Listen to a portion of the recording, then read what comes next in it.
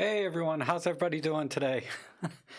Almost started on time today, almost, but uh, it's kind of rushed today. Anyway, how's everybody doing? Let's see who's here. Wow, all my regulars, that's awesome. And hey Rob, how are you? You gonna stick around at all this time? You always kind of just come in, say hi, then go to bed, don't you? I know, but oh yeah, Dan, you're right. The spring is almost here, right? Um, I'm so happy. It's I was actually able to go out and do a little bit of a photo walk the other day, and uh, it was such a relief that I wasn't just freezing and had to wear my gloves and hat and scarf and everything.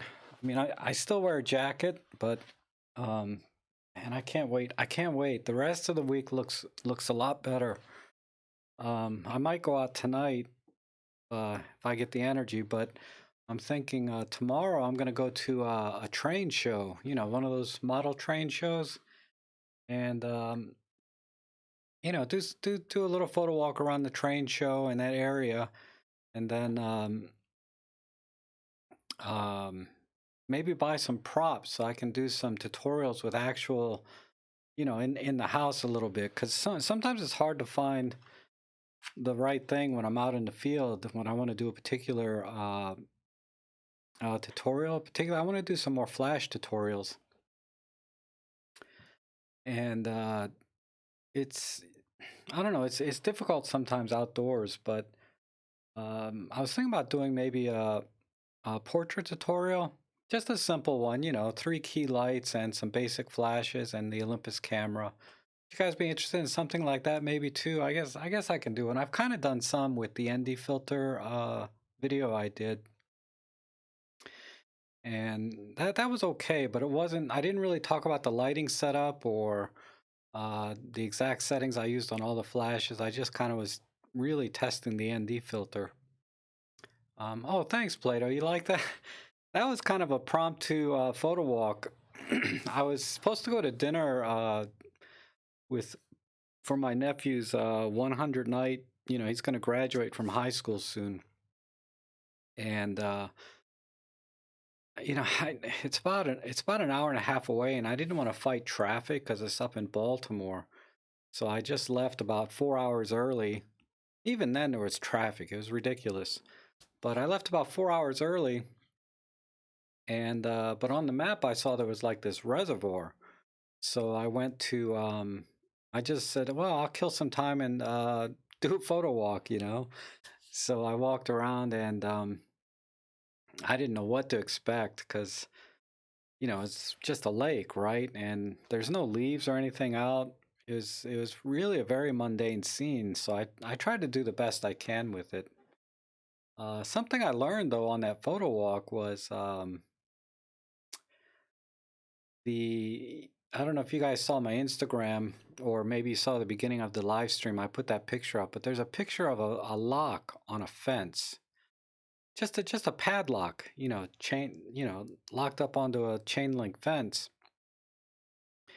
And someone emailed me and says, great picture, but and said those are love locks and gave me some history about what love locks are. I never heard of such a thing. I would always see these pictures, and I guess they were in Italy, of these locks on the fence, right? And there'd be like thousands of locks, maybe millions. I don't know. There's a lot of locks on these fences. And I'm like, I thought it was just something kids do because it's there, They just put a lock on a fence. I didn't know it was actually you would put on your the names of the couple on the lock and the date or whatever else you want to put on there. And it was supposed to symbolize that your relationship was now locked forever in time or whatever. Um, did you guys know that? How many people knew what those locks were on a fence? I had no idea. I you know I know nothing about nothing really. And that's what's great about photography and these photo walks, and really about you guys in general, because it, particularly like plant life and wildlife, I'll run across things I have no idea what they are, and then someone will leave in the comment, "Oh, those are merganser ducks," or those are Canadian geese, and that's some kind of willow. And I'm like, oh, okay. And in the photo walk, I'm like, oh, it's just some droopy leaf. I don't know what that is, but I'll get a picture of it. But it made me think about, uh, you know, if I had a little more context of what I was taking pictures of, I could probably build a better story with the image. And when I was looking at the bicycle lock picture, let me see if I can pull it up for you, because I'd like to talk about that picture a little bit. Um,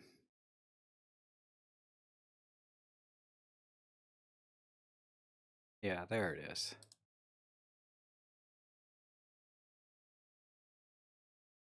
Yeah, this picture here.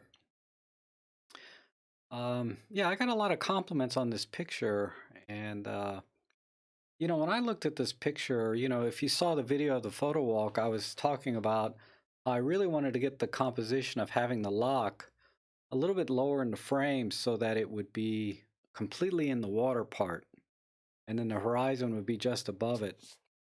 And I got a couple of shots like that, but I decided on this one because I liked I was getting a better field of view for some reason when I took this shot, and I liked how the clouds kind of come in and point to the lock a little bit.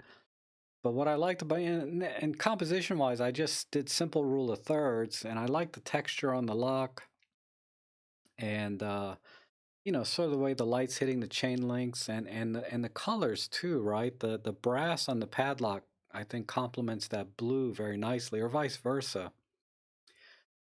But like I was saying in the video, I was not crazy about this shot, and I'm still not 100%. I think this could be a lot better if I went back there.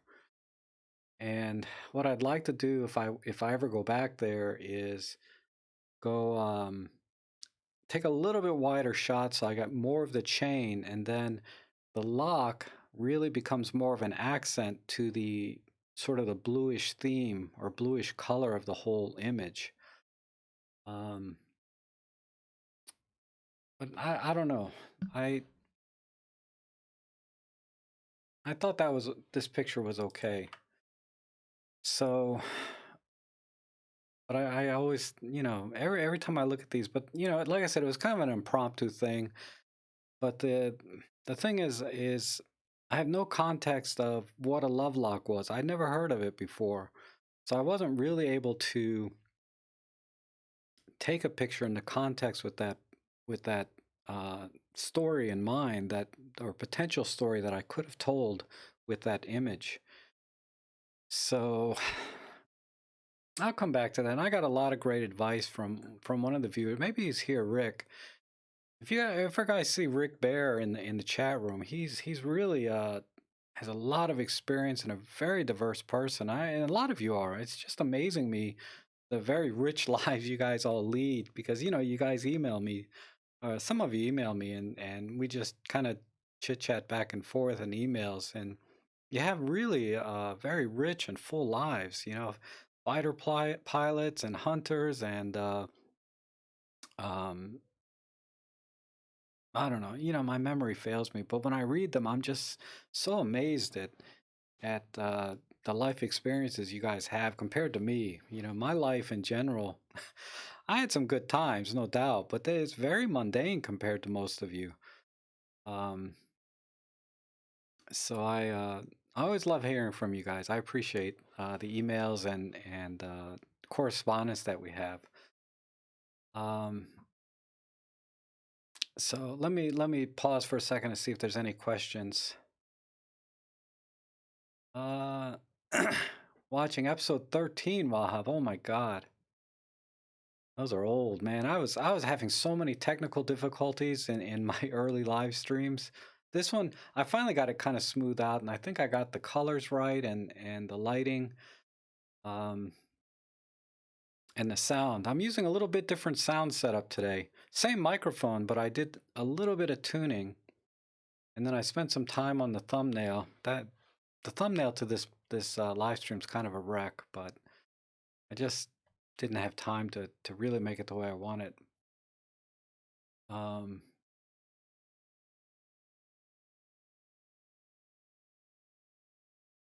Big thing in Prague to remove the locks as they are hideous and cause damage to historical sites. That's what I thought, right? Like putting those locks on other property, it's not your own property, right? It's someone else's property you're putting these locks onto.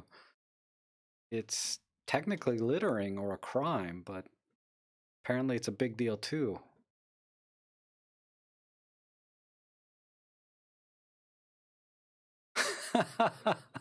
That's funny, Des. How you doing, Des? In New Zealand, we have shoes and women's bras hanging off fences.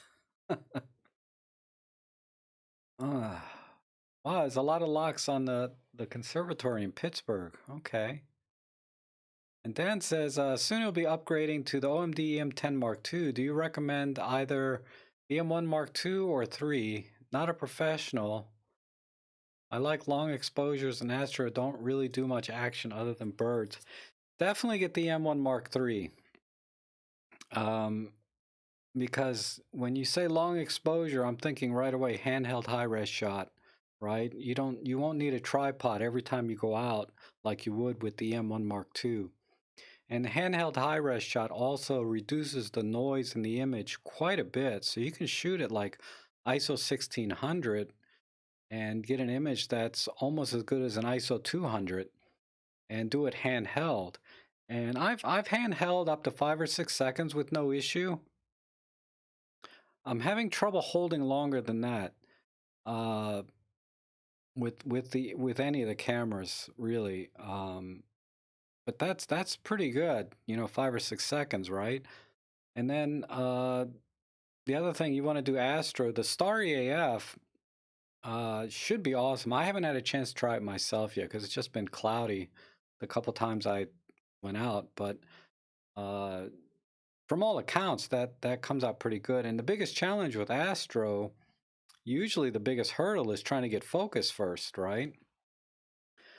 And then from there you can kind of play with exposure, but trying to get exposure right is a big deal. And then if you could do Star AF with handheld high res, man, I really want to try that. So I think it's worth spending the extra bucks for the M1 Mark III. Plus, it has the new processor in it, the TruePic 9. So I anticipate a lot of good firmware updates for it over time. So yeah, it's probably going to cost you about $500 more, but you won't regret it. It's money well spent, in my opinion, to get the M1 Mark III. And I also like the in-camera charging ability and the external powering the camera externally as well is also can be a big deal with astrophotography because you're not necessarily doing super long exposures, but sometimes you're doing multiple long exposures, right? And at night, it can be cold in places, and you're going to run through batteries, like candy. So having an external power source and being able to power the camera can also be a good asset or good feature to have for astrophotography, and then obviously all kinds of other types of photography. So yeah, definitely the EM1 Mark III. Um, let's see. You should team up with someone that is knowledgeable about plant life. We could all learn while you. Oh, that's a great idea, Juan. Man, I don't know anybody that knows anything about plants, but I'll ask.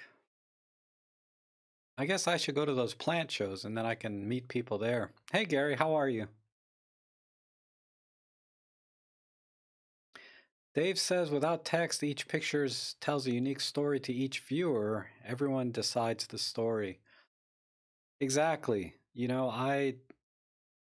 When I took a picture of that lock, or when I take a picture of anything, I'm more of an opportunist type photographer. I just carry my camera everywhere, and then if I get an hour or 2 hours free, I'll just get out of the car and go start taking pictures, which is Well, half my photo walks, I can't remember where I park because usually I'm somewhere, I didn't plan on going out. I just took the opportunity.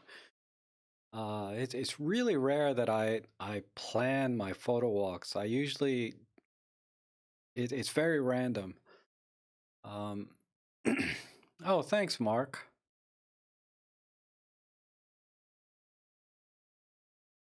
I got the he liked this jacket. I got this jacket on Amazon for like $18.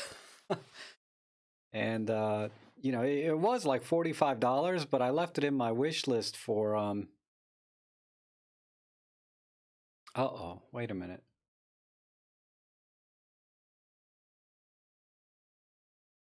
You guys can hear me okay. I don't know why I got an error message that I'm having audio problems, but yeah, it was in my wish list for like $45, and then I was just checking my wish list again, and it was marked down to like $18. So I said, well, that's a no-brainer. So I just bought it.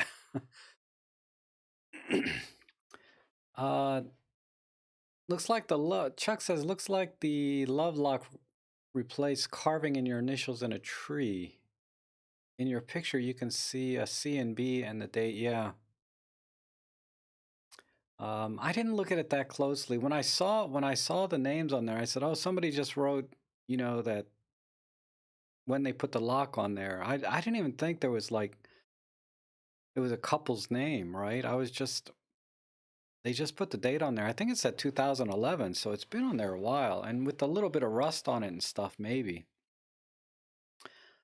Um, I current I Kunara is asking, "Hi Rob, for all the real estate photos, which lens do you recommend?" I think the 7 to 14 2.8 is a better choice if you're doing strictly real estate photography. Uh, because you're always shooting at f5.6, so the speed is not that big a deal. You could even get away with a 9 to 18 millimeter, but a 7 millimeter will let you get into tight spaces a lot easier, and um, you could potentially not even have to do a 90-degree angle shot, like rotate the camera with a 7 millimeter. I find that just I can leave it on the tripod in portrait mode and even get tight rooms using that. The 8 millimeter fisheye, I bought that one mainly because it's a dual purpose. I wanted to really give astrophotography a run for its money this year, and then it also could be used on real estate. And I just do the correction, the distortion correction in post. But if you're not really good with or proficient in Lightroom and doing those kinds of corrections, in post processing, then the 718 is a better choice, and there'll be less workflow, and any time you can save working in post processing, the better. So it's quite a bit more expensive. You'll probably pay like 300 more for that lens. But I think if you're really just starting out in real estate, that's a better choice. Rather than me, I have some experience, so the 8 millimeter was fine for me. Hans is asking for my email address. Sure, it's very easy. I'll type it in here, rob@robtrek.com. Let's see. Oh, hey Arthur, how are you? You made it in today. That's awesome. Let's see. I saw the EM12 on eBay for 700 pounds, 6,000 actuations. Yeah, that's a killer deal. I'm thinking about selling mine. Because I'm using it now. I don't know. I'm not gonna sell. I can't sell anything. You know me, I got a bad case of gas, and then oh, let's not go there today. How soon do you anticipate the wireless firmware update capability will be available in the EM1 Mark III? I have no idea. Um, I saw it. I haven't even tried it yet, so I didn't know it didn't work. I know that the app works with it, but not anticipate the wireless firmware. I assume you're talking about like the wireless tethering fixed pad, not the app, because I know the app works with the phone, but I haven't tried the tethering. Peter Forsgard just did a video on wireless tethering, if that's what you're interested in. I haven't watched that yet either, but I'll have to look into that. I didn't hear that that was not working.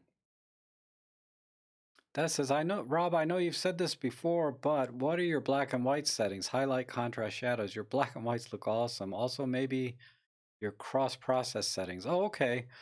For black and white, I've been playing with -4 shadows, +1 highlights, and +2. I'm sorry, -4 shadows, +1 midtones, +2 highlights. And I put all the settings in that last video I did, the last photo walk. And then I typically also do low key on the gradation, and then I'll dial in a -1/3 or 2/3 of a stop on the exposure comp in the daytime. At nighttime, I usually dial in a +1/3 or plus. Well, no, at night I do the same. At night, I normally dial in a -1/3 to -2/3 exposure comp, uh, just to offset some of the sparkly lights, right? The smaller lights. But that's all. Nothing special. And the cross process is simply an art filter that's built in. So there's cross process 1 and a cross process 2. And I just use the default settings most of the time for the cross process 2. I don't change anything. Natural color profile, auto white balance, auto ISO, etc. But when I want to get a cyberpunk type style look, I will dial in some white balance tweaking, the amber blue slider and the green magenta slider. And I usually crank all of those down to completely blue and completely magenta. And depending on the lighting and and it's good for city shots. Depending on the lighting and neon lighting or artificial lighting, you can get some really cool cyberpunk shots. And of course, I have a video on that too, right? So search for a photo walk on cyberpunk style, and I tell you exactly what the settings I use for that. But in the last photo walk of that bridge, I just used the default settings. Bob says, yes, your live stream quality, both audio and video, have improved. Thank you. It's almost perfect, right? Moody lighting, yeah. Right now I'm just using a green screen. I'd like to reorganize my office space here to have like lighting in the background, and I'll do that one day. I got too many other projects on my plate now. But a green screen is good. I was gonna try a different background today on the green screen, maybe some outdoorsy things because I'm wearing a jacket, but I just got cramped for time again.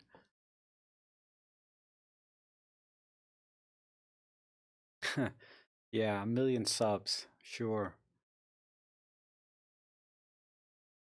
Oh, thank you, Dave. Dave, I appreciate that. Everybody hit the like button. um, or the super chat, right? If you want to support the channel a little. Uh, and thank God I don't add any B-roll to my videos. Oh, yeah. I mean, the only B-roll I might do is like maybe my feed or a little bit of me driving to a location, but everything is very chronological. I try to just everything, it just B-roll is a pain in the butt. Those guys, they're walking, 10 or 20 yards, 10 or 20 meters, and then they have to walk back and get their camera and set it up again, and it just I can't work like that. I like to just go out, I handhold the camera, and I just do like this, and I'm vlogging, I jibber jabber, and then I just turn around, take a picture, right? Or I record what I'm about to take a picture of, then stop recording and take a picture. Uh, it's just a very efficient workflow for photo walks, and you're right. I don't, who cares about B-roll, right? I mean, those guys, they do have 100,000 to 1 million subs, right? So yeah, I guess, like I said, I guess I'll always be a B-list vlogger. I'm never gonna be on the A-list until I get hardcore with the B-roll and music, and I try to make very subtle tone music, soft music, and not through the whole video. Sometimes only in parts. Uh, and it's just my style. Not everybody does that, right? A lot of people, they do full on music and B-roll and drone shots, and it's a whole full on production, and I think that there is some value to that, right? Because I was watching a video about Marquise. He's got 10 million subs or something, but he wants his videos to be indistinguishable from, say, a movie, right? Because if you watch something on YouTube and you watch a movie, there's a big difference in production quality. And he wants to get it to the point to where, if you watch his YouTube video, it's no different than in production quality than watching a movie. And I don't know, I can make small improvements, but I've been doing this for 3 years, and if you watch, the only thing that's really changed is I'm a little bit better on camera. My presence is a little better. But other than that, the production quality is the same pretty much from day one. It's just a guy with a camera, right?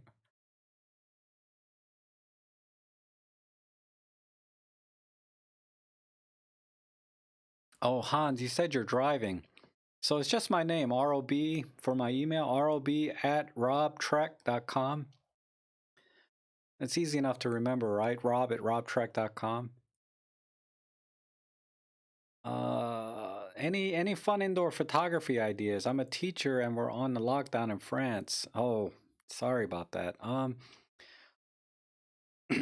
Gosh, I don't know. I'm such a boring person normally in real life. Um, what I macro photography is always kind of fun, right? Taking pictures of just junk around your house. Like I did pictures of that hard drive. And then another good thing that's really good to do indoors is to practice your flash photography, right? Because it's easy to do because the flash doesn't have to try to overpower outdoor lighting. So you get a good feel for the settings on the flash and where to set the lighting and do everything indoors. So you're virtually an indoor studio. But once you get a good feel for flash photography and how to set things up and where to place the lights, when you go outside, um, you just have to scale up, increase your power, increase your or shorten your distances, etc. Um, you just scale up what you already know. So I think flash photography is really good for practicing indoors. Practicing outdoors flash is trouble because sometimes it is so bright out or it's not bright enough. I mean, or even when it's cloudy out, uh, it's hard to get the settings right or know what settings or how to adjust the settings because you're fighting ambient light when you're outdoors. But in a studio, you can control everything, and or in your house. It doesn't have to be a studio. So that's something that I like to do when I'm indoors is practice either flash photography or do some macro. Uh, and just I probably got 1,000 pictures of my living room. Have you used one of those star trackers? I have not. To it. I want to get one. I've seen them for like $300 and less. And what you do is you get a star tracker and you put on one of those. You get a super telephoto lens and you can take a picture of like the constellations and the Andromeda galaxy, uh, the Horsehead Nebula, things like that. That's what I would get a star tracker for. But I'm not quite there yet technically. I'm still just trying to get pictures without star trails. Charles says, I decided to work on my flash photography. When I mounted the FLR 600 on my pen F, the flash would not work at all. After trying to find a setting that would resolve it, I did a full reset. That worked, and now the flash works. I want to avoid having to do that again. Most likely you were in silent shutter, uh, Charles, if the flash wasn't firing. That's the most likely scenario. Either silent shutter or high-speed shutter. You have to be in a standard mechanical shutter or anti-shock shutter mode for the flash to work on camera. Oh, Plano says better a top B list vlogger than a third-rate list A list. Is that's kind of a contradiction, right? A third-rate A list blogger. How can you be a third-rate A-list blogger? Oh, thanks, Fiskpad. You don't need the fluff either, right? Keep it simple. Less is more. Thank you, Des. Oh, good night, Jose. Sorry you couldn't stick around. I know this hour is not for everybody. Uh, I have another one Sunday mornings, my time, which is 6 hours before. In terms of time, it's 6 hours earlier than this one, but it's on Sunday. Check out Mark Denny's channel. I really like his lighting and sound in his indoor and outdoor vlogs. Okay, let me copy that over real quick because I'm not going to remember my notepad. There. All right, awesome. I will check it out.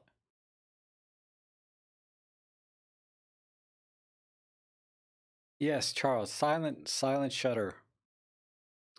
I think you can use silent shutter at very low shutter speeds. But it's a very it's very finite case use, right? There's not too many things you would use a extremely slow shutter and silent shutter and a flash. I know it can be done. I never use it, so I can't tell you exactly how to do it. But if you have to, you can do it. That says, have you given any more thought on a platform where you can send your pics? Oh God, that was something I wanted to do this week. I should have done that instead of watching Doctor Who. You know, you guys know I bought the season 2, 3, and 4 of Doctor Who with David Tennant. So I've been kind of binge watching that instead of like actually working. But yeah, I will definitely work on that. Maybe Sunday. I'll make an announcement Sunday. Let me add that to my list here. I do want to do that. Instead of just talking about my own pictures, it'd be fun to talk about you guys and how awesome you guys' pictures are. Because man, your Instagrams are just rocking. 325. Yeah, that's a good price for a 12mm f2. 325 pounds. If it's in good shape, in minty shape, or excellent shape, that's a good price. I think I paid 600 for mine, brand new. Which is I don't know what that is in pounds. Maybe a little less, maybe 5 something in pounds. So you're getting it for a couple £100 less than brand new. That's a good deal.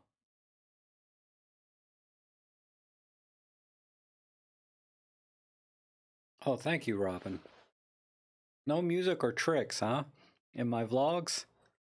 Yeah, it's it's hard because I'm trying to take pictures, right? So I got to concentrate on that and then concentrate on actually.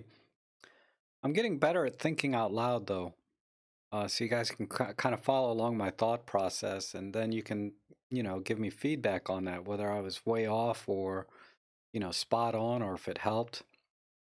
Most of the time when I'm thinking out loud, I'll get emails from people saying, uh, if you looked at it this way, you could have done this shot and et cetera. And I appreciate that. It's very constructive criticism of a lot of my photo walks, either in the comments or by email. And some of you are really kind, though. It's because I'll get an email where you're very critical of something, but you didn't want to put it in the comments because it was very critical, and that's fine. I appreciate it. So I try not to do that again. Oh, let's see. Do I have a listing of your base settings for your pen app? I do not. Um,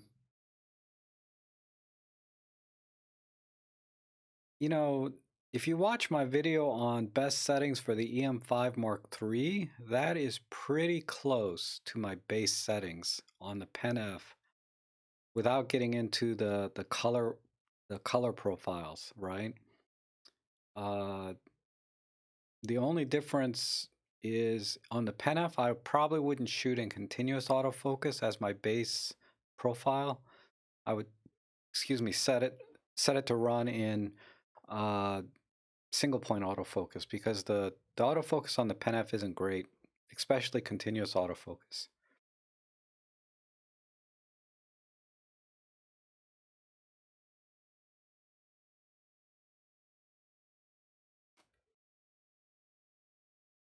Oh, Arthur's saying, "I'm glad your rain pic made me laugh." You're right. The way that lady's walking in the rain, it's a picture that Arthur has on his Instagram. And if you guys haven't seen Arthur McPhee's Instagram feed, you should definitely follow him. He's awesome. Uh, she is walking with a purpose in that rain, right? And it's not the kind of walk that like you're trying to get out of the rain, you're in a hurry. It's like a walk like you're marching or something. I don't know. I just saw that and it made me laugh. It made me think of like when seniors go to the mall. I don't know if they still do that anymore, but they'll just walk around the mall with a purpose. They're not shopping or anything. They're doing it just like she was walking like she was exercising or marching. I just thought it was funny. Oh, sorry, Plato. Euro, not pounds. I have no idea. I'm not I don't travel, so I don't know anything about international stuff. I traveled once many years ago, back in 98, or I think it was 90, maybe before, no, 93 or 94. I think that's the last time I was on a plane, was in the late 90s. And after that I said, I'm not doing that anymore.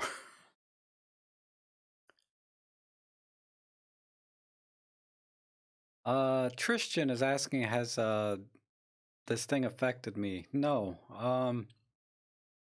Not really. If anything, it's better for me because people are home watching now, right? uh, but I haven't seen really any difference. I'm not that busy anyway, but uh, I don't see how it would affect my business too much in real estate photography. And not I don't do residential. I do mostly commercial. And yeah, I'm not really seeing any difference. I hear it's been a big deal though.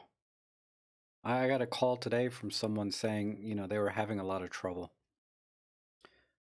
or potential trouble, right? It hasn't happened to them yet either, but they're planning. Um, Barry, how are you? It says, wonder if you've ever used the Fuji X-T10, which was my first choice before I got the M10. Only it had been discontinued. It's quite good price secondhand now.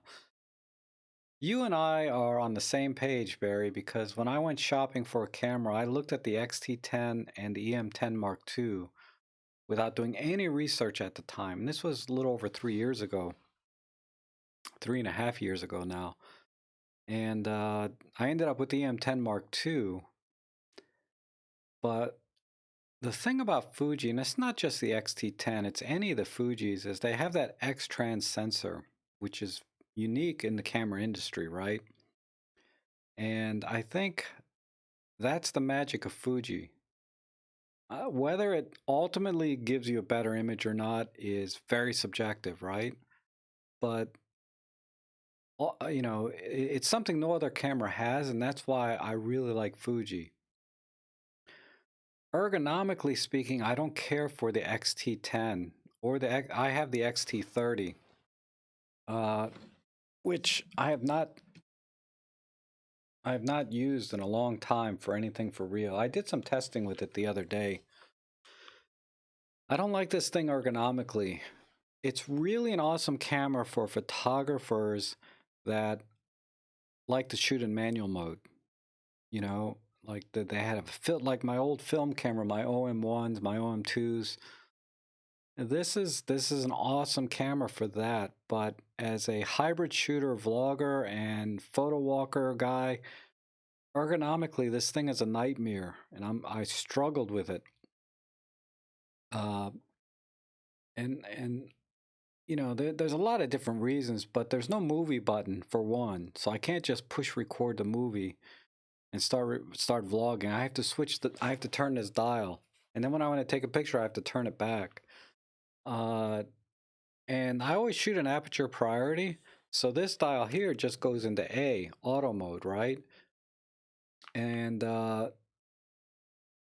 then, to change the aperture, you have to turn this ring or program one of these dials. And these dials are really tiny compared to the EM10 Mark II. And I could go on about all the ergonomic issues I'm having with it. And it's not the camera's fault. It's because, I've been shooting Olympus for almost 4 years now. And, my muscle memory is tuned to the Olympus cameras, the Olympus menus, and everything. And going to Fuji, it's vastly different. Uh, and I struggled with it. Now, if I'm going to go out and shoot manual, I think I would be fine with this. And if I didn't vlog, this would be perfectly fine, and I would enjoy it a lot more. But that's my issue with it. Um, but image quality wise, and the film simulations are awesome on the Fuji. I really like the film simulations. I've been able to duplicate them fairly closely in post processing, but it's not the same as just doing it in the field, right? And seeing the scene with your naked eye, then applying the film simulation in the field and getting the results right away. It's different to me than trying to take a picture and then come home later and process it. Uh, it's not the same as when you're in the field and seeing the image the camera's capturing.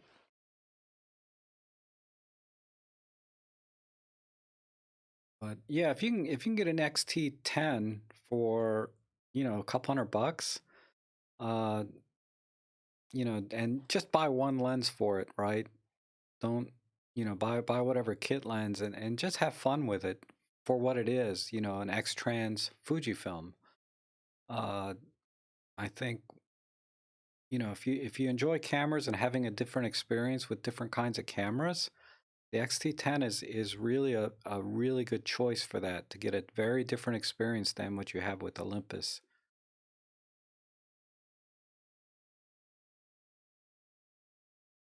That's asking, when I'm recording my live chats, is there a reason I don't use the M5 Mark III? Is it purely battery life? Yeah, it's purely the battery life. I probably maybe get an hour, hour and a half out of the EM5 Mark III, but my live streams go 2-3 hours. And my last live stream, I turned the camera on about 15 minutes before the live stream. Um, and if it's a brand new Olympus battery, I could probably do 3.5 hour live stream without changing. But yeah, it's mainly battery life. Hi, Peter. How are you?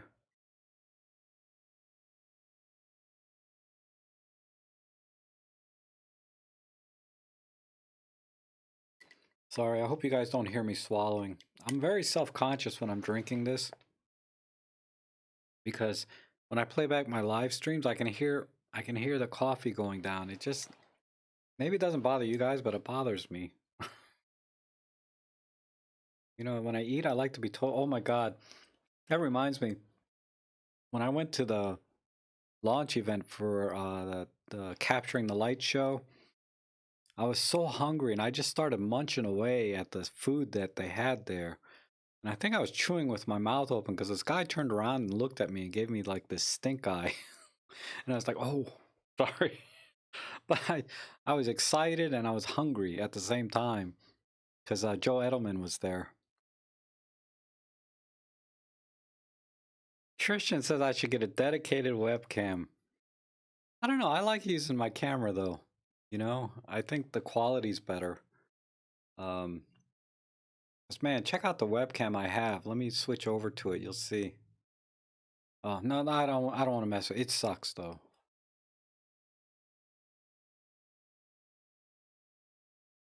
That says you got stuck in a downpour doing a photo shoot 2 days ago. I think you saw on Instagram. Yeah, yeah. The M5 Mark III has really good weather sealing. So I hear. I try not to get anything wet if I can help it, but it's nice to know that I have a little bit of wiggle room if they do get wet. I'm a little concerned though because I've dropped my EM5 Mark III. You guys know me, right? I'm always dropping my stuff. Um, but I dropped my EM5 Mark III on my very first photo walk, and I busted the top button on there, right here. So I don't know if it's weather sealed. I might just put some glue in there or something, just to block it off. Or I should just send it in and get it fixed. I don't know, but it's not a button I use much. It's the shutter mode button. And you can reprogram it, but I just don't use it much because it's on the left side of the camera. And, you know, normally when I'm shooting, I like to shoot one-handed. And that brings me to the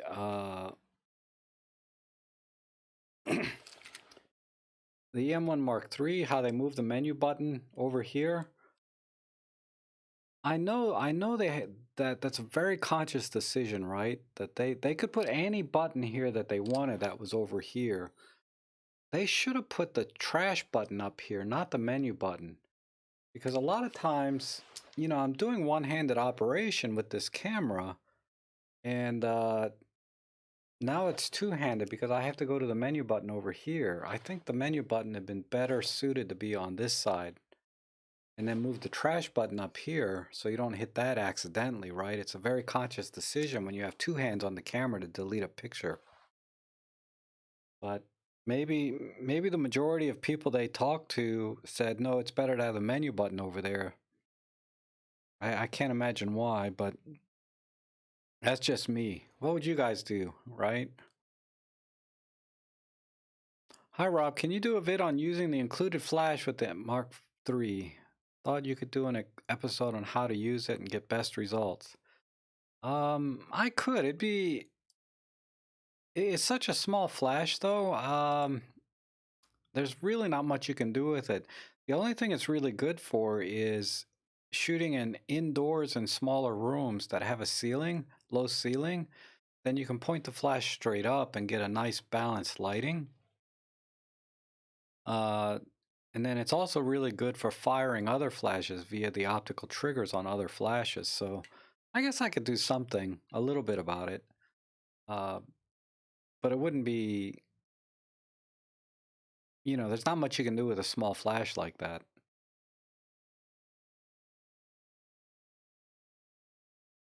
Yeah, I don't use that 12 to 40 Pro on my EM5 or EM10. It's just too big.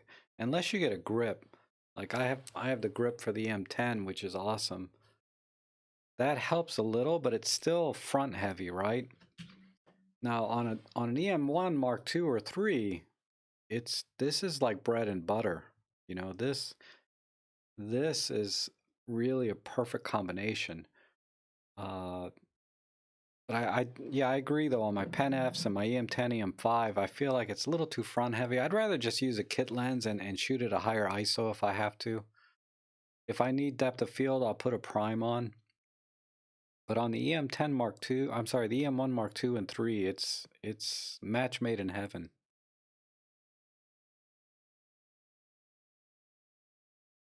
The only slow motion, Sam is saying, can we film in slow motion on EM1 Mark II? The only slow motion you have is 1080p, 60 frames per second. That you can slow down later in post-processing, but that's it. You would slow it down. So you're getting about a 2.5 times slow motion. And that's what most people did for a long time until they came out with like 120 frames per second. So you can do slow motion, but it's in post-processing. I don't think you can do slow motion in camera. I'd check, but I'm using the camera now. I don't do any slow motion. That's kind of falls along the line of B-roll. I should do some more slow motion B-roll. That would be all right. Because those would be kind of cool, right? Not like a stupid drone shot or walking away or to the camera. I mean, if you have a nice slow motion of a bird flying off or, you know, something kind of cool, that would be all right.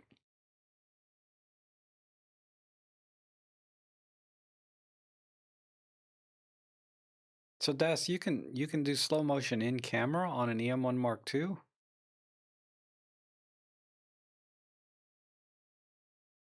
Oh, yeah, the Wahhab's talking about the 120 frame per second and 720p. I forgot about that. Yeah, you can shoot in 720p high speed um, at 120 frames per second, but it's 720. It's not full HD. I totally forgot. Again, it's not something I use all the time. Sorry, I totally forgot about that. Ugh. Oh, man. My ankle is killing me. Um,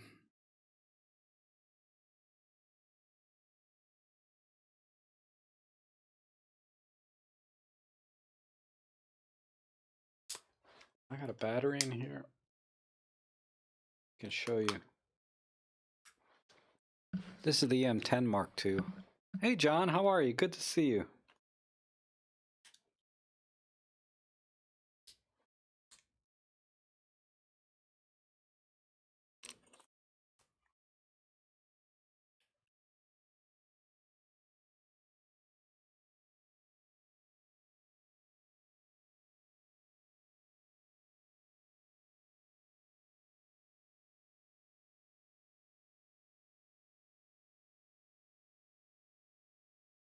Yeah, so there.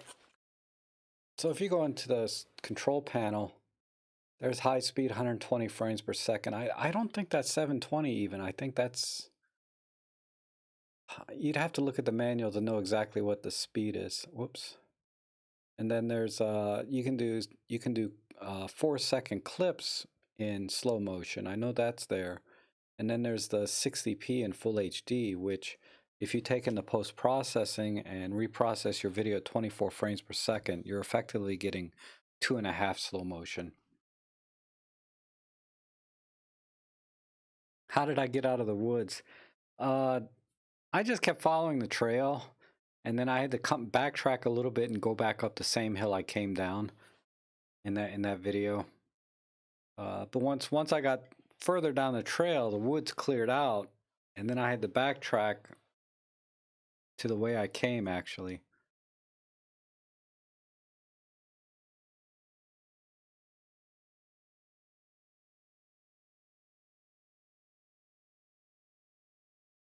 Play-Doh.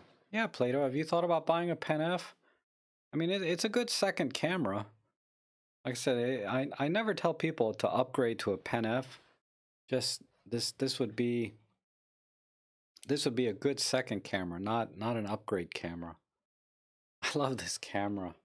I would shoot with this a lot more if it had a microphone jack. So when I go out vlogging, I could do photo shoots and vlog the photo shoots. And, because the controls you have over the color of the image and some other settings just make this camera amazing for, if you like to shoot JPEG.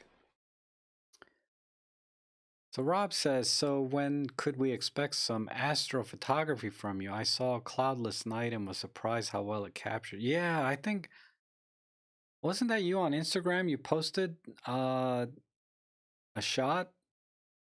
I think that was you. Maybe not. But one of the people I follow, and it's a viewer, has oh, okay, it was you. Okay, I saw that. Yeah, that's pretty amazing, right? With all the colors that you get. The astro, the only place I can really do astrophotography is about 2.5 hours away, where there's no light pollution. Because where I live in a city, right? So it's I can barely see any stars at night, even on a clear night. Just a few twinkles. Um, but if I drive about 2.5, 3 hours away, the light pollution is at least mitigated quite a bit. It's still not the best, but it's much better.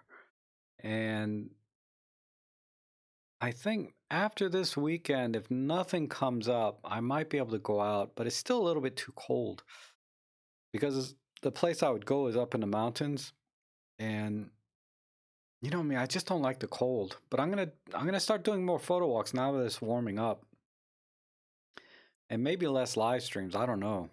We'll see. Um, Which camera were you doing that tilt lens photos of the road with? Mark is asking me, which camera were you doing the tilt lens photos of the road? I don't know which photos you're talking about. I haven't done a tilt lens photo in a long time. If you're talking about that tilt lens video I did about a year or 2 years ago, I was using the Pen F, I believe. It was either the Pen F or the M10 Mark II. One of those two. It was probably the Pen F, but either camera, it wouldn't matter. It's just a tilt lens. You can put that on any camera.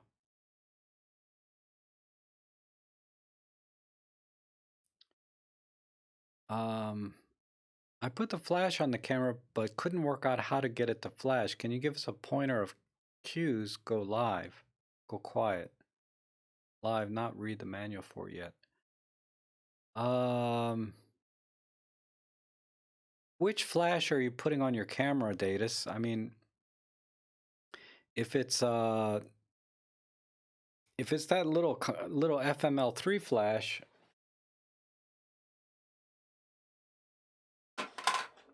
I don't know why I don't have that out right here. I was just using it, or I just had it out, I should say. Make sure it's turned on, you know, because there's a little switch. I forget to do that sometimes. Make sure you're not in silent mode. Make sure you're in a mechanical shutter mode, like, you know, single shot or single shot anti-shock.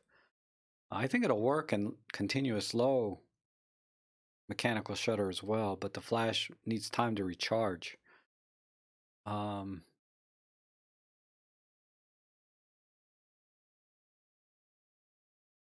when you say it didn't work, yeah, the included one, there's an on-off switch, so it has to be on, and you have to be in mechanical shutter mode. Those are the only two really requirements. Yeah, Plato, the Pen F is holding its value, isn't it? I'm still seeing it for $800 used. So I'm wondering if it's going to be sort of a short-term collectible, right? I mean, long-term, it's electronics, so I don't know how long electronics last in terms of being a collectible. Because it's not like the electronics from the 50s and 60s where you can just resolder something or, you know, update it with some modern part. You know, these cameras now are just like you got one PCB board, and if they don't make that board anymore, you're just SOL.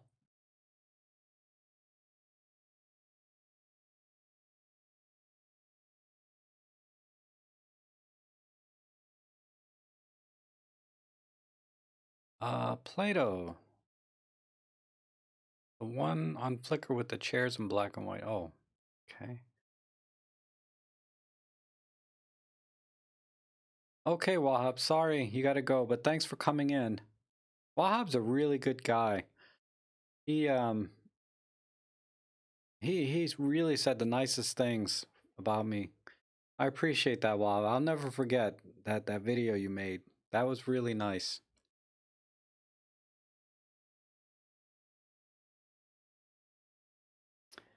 I gotta see what picture you guys are talking about with the chair. whose Instagram feed is that on?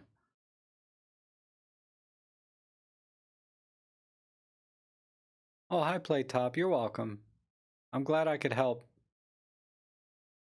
And I'll be doing a lot more tutorials because I'm kind of now that the weather's a little bit nicer, I'm gonna try and make 2 videos for every live stream that I do, because I'm really not happy with the ratio on my channel right now, where I have like 1 live stream and 1 video, or I have 2 live streams and 1 video.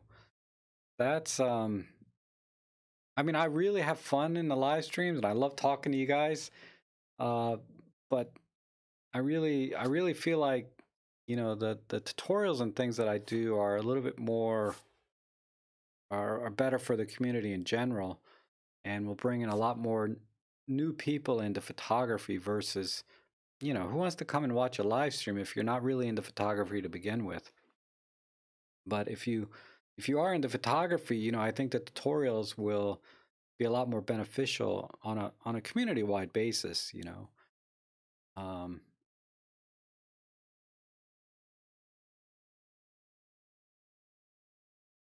oh, okay, Plato. Patrick Geisen.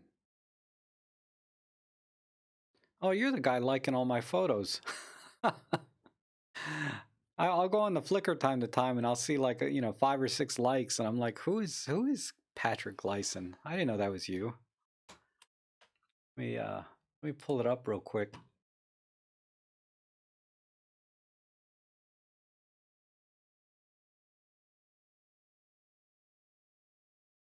Whoops. Search people.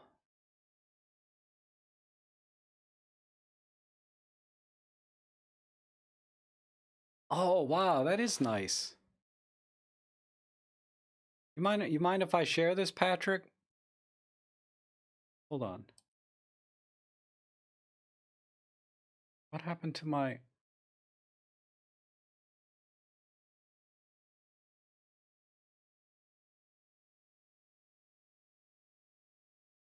I almost yeah, Plato. I want to share that picture with everybody right now. If it's okay, let me know. Um, Robin says, I almost never take videos, so it's sometimes useful to reprogram the video button to something else. Is there any way to start a video using the shutter button when the dial is turned to video? Yes, you can reprogram the which camera do you have, Robin? But there is a way. I do it on my EM1 Mark II. But there is a way to do it.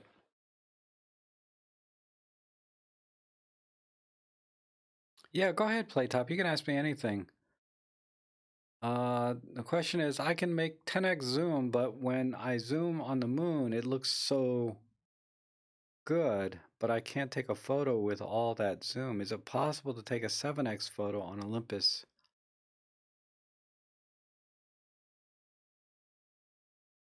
Um,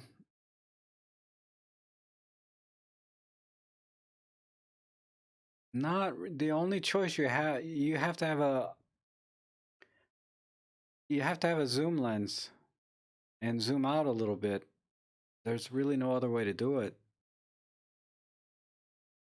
Okay, Plato, I will okay, Robin, let me come back to your question before I forget. Or I want to show Plato's image here. Um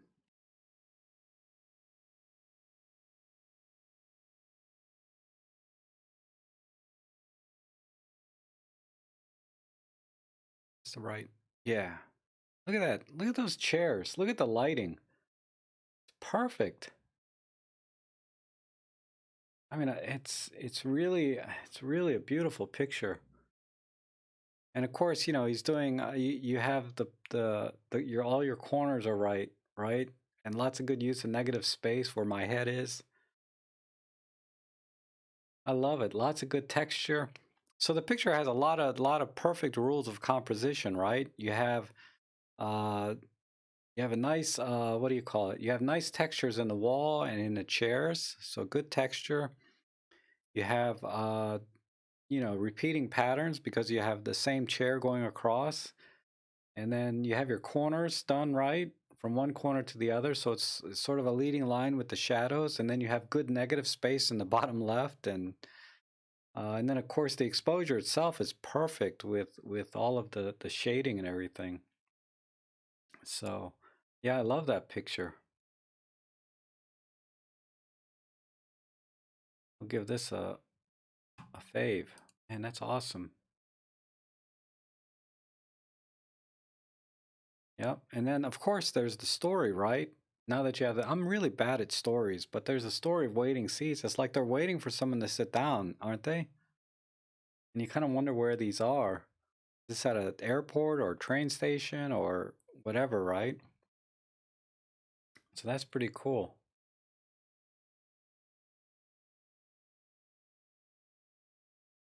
Thanks, Plato, for sharing that.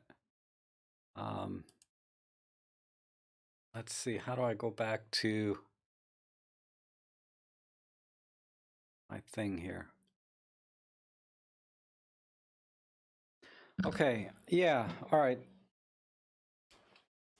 Let me see if I can remember how to do this.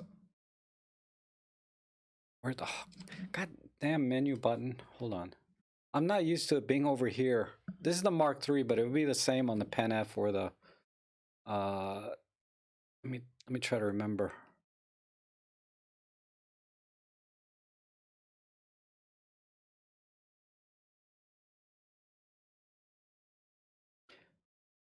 Yeah, on the M1 Mark II, you go into the video menu, right? Right here. And then you see that line item, it says button dial lever. So you go into button dial lever, like so. And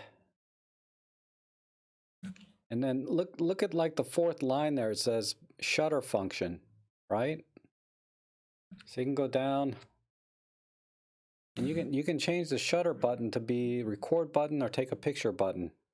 So that's where you do it on the EM1 Mark II. And then on the Pen F, I think it's exactly the same, except the video menu is not separate. It's just part of the custom menu stuff.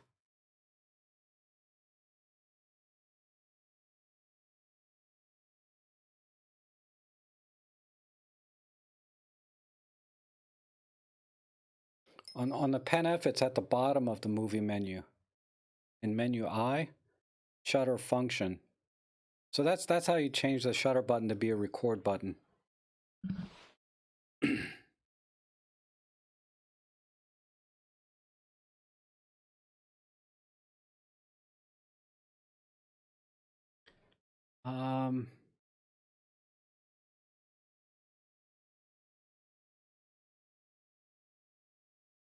Yeah, it was a nice shot, right? I couldn't find how to change the lens function. Can you show us where and what you can change it to? I can show you. I'm not sure exactly what you mean by the lens function button. You're talking about, are you talking, I think you're talking about this button, right? On the lens itself. It's in the same, it's in the button menu.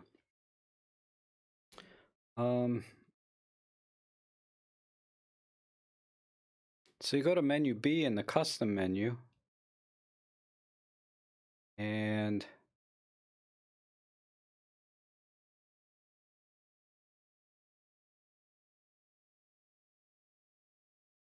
yeah, it's go to menu B in the button menu, and then you can go to button function, and then under button function, it'll be in there. It looks a little different on the M1 Mark III, but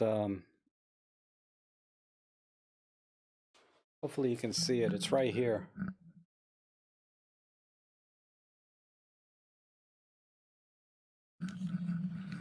So it's definitely in the button menu on the M1 Mark II and Mark III, and I forget which camera you have. I could show you on the camera that you have.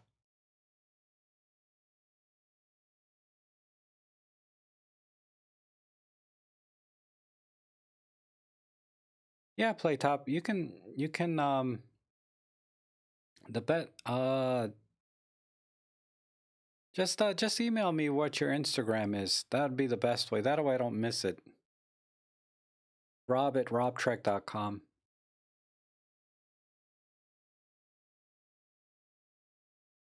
Datus, let me know if that answered your question. Oh, EM5 Mark III. Okay, it's in the same place, kind of. Let me just make sure. Go to menu B, button function.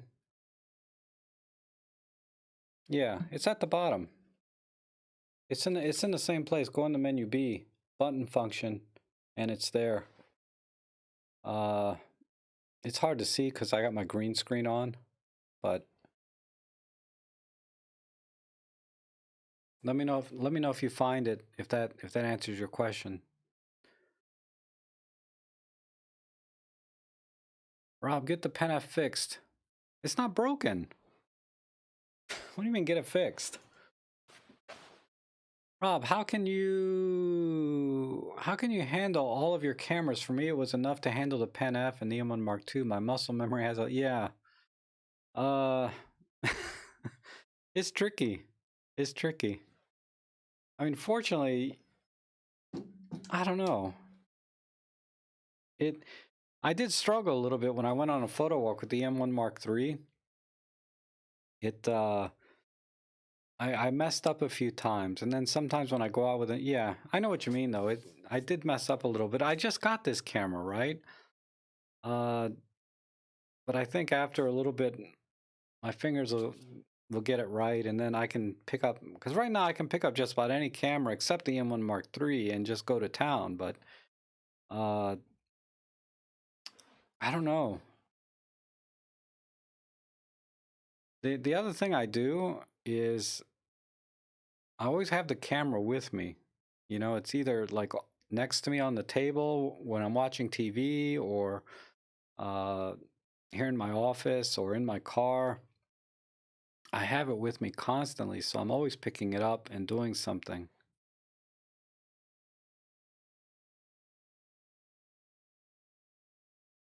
Joseph says if I order an EM1 Mark III, what would be some of the first things you configure in the settings? Oh, okay. Well, I would say watch my video on the EM5 Mark III settings that I did. But just in general, I would put it in aperture priority, single point autofocus, uh, RAW plus JPEG. Are we talking with? I'm sorry, which camera is it? EM1 Mark III.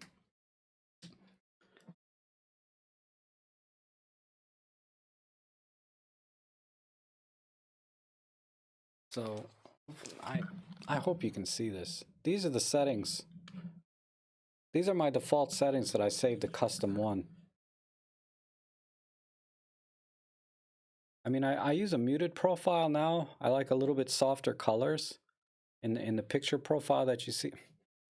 I look like Max Headroom when I'm doing this, right? Do you guys know what Max Headroom is? Or who that is? Uh, those are my default settings, basically. I think, let me make sure. Let me look at it closely. No, that's high. That's my high res cut setting.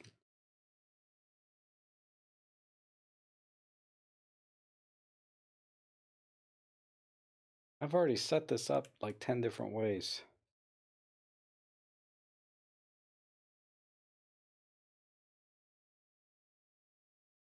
Oh, yeah. If you want just a baseline of settings, watch my video on the EM5 Mark III. All my settings explained. It's pretty recent. Uh, but those are the main things: aperture priority, JPEG plus RAW, single point autofocus, single point on the focus grid, natural color profile, auto ISO, auto white balance. I also set the auto ISO to go from 200 to 6400 because I think the default is 200 to 1600. So I make sure that's at the maximum. And that's it really. Then I start programming all the custom dials and buttons to what I want. I have a really good workflow with that now, or I'm getting there on the M1 Mark III.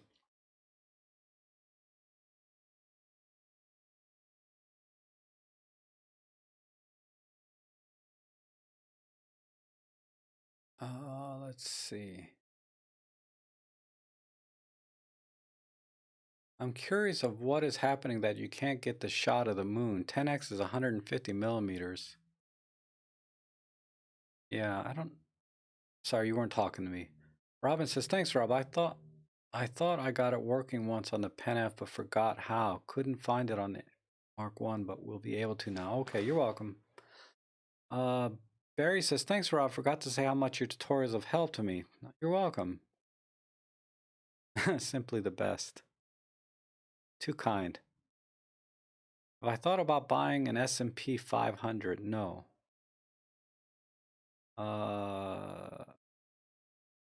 I went into the button, but didn't then go in. Okay, good, Datus. I'm glad you got it. Oh, let's see. Peter says, Rob, do you think Olympus did a wrong turn making more plastic cameras? In my opinion, I will never buy a plastic EM1 or Pen F. I don't think it was a mistake. I think it may have been a mistake on the EM5 Mark III to do that because, yeah, a lot of people didn't like that. It'd have been better if they came out with a different camera, like an EM5 Mark III P for plastic, or EM5 Mark III. Like, their names can get any more complicated, right? You know, I know it probably doesn't make business sense to make two cameras the same, except one is plastic, one is metal, or to make two cameras the same, except one has an articulating screen, one has a flippy screen, etc. But it'd be really nice if camera manufacturers could make multiple versions of the same camera with different ergonomics, but virtually identical in every other way, right? So everybody can buy an EM1 Mark III, but if they want a rangefinder style, they get it in rangefinder style. If they want, you know, DSLR style, they can get it in DSLR. If they want a super lightweight, all plastic, still weather sealed like the EM5 Mark III, tiny DSLR, they can get that. And that's why I bought the EM5 Mark III, is because it is super lightweight and compact, and going with plastic helped make that possible. But I see where you're going. You know, the Pen F, the Pen F should always be all metal, right? Because that's what this is. But give it the brains and guts of an EM1 Mark III, and a microphone jack. For God's sake, if this had a microphone jack in it, I may have not bought any other camera ever. But in my quest for the perfect camera, like Casey, uh, over camera conspiracies, I gotta have a mic jack. It's just because I vlog.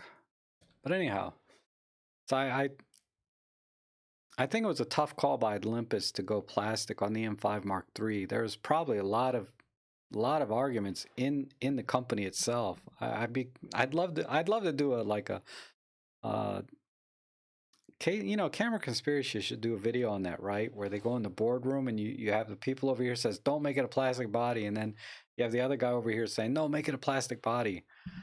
And then they fight. He would do a good job with that. Um,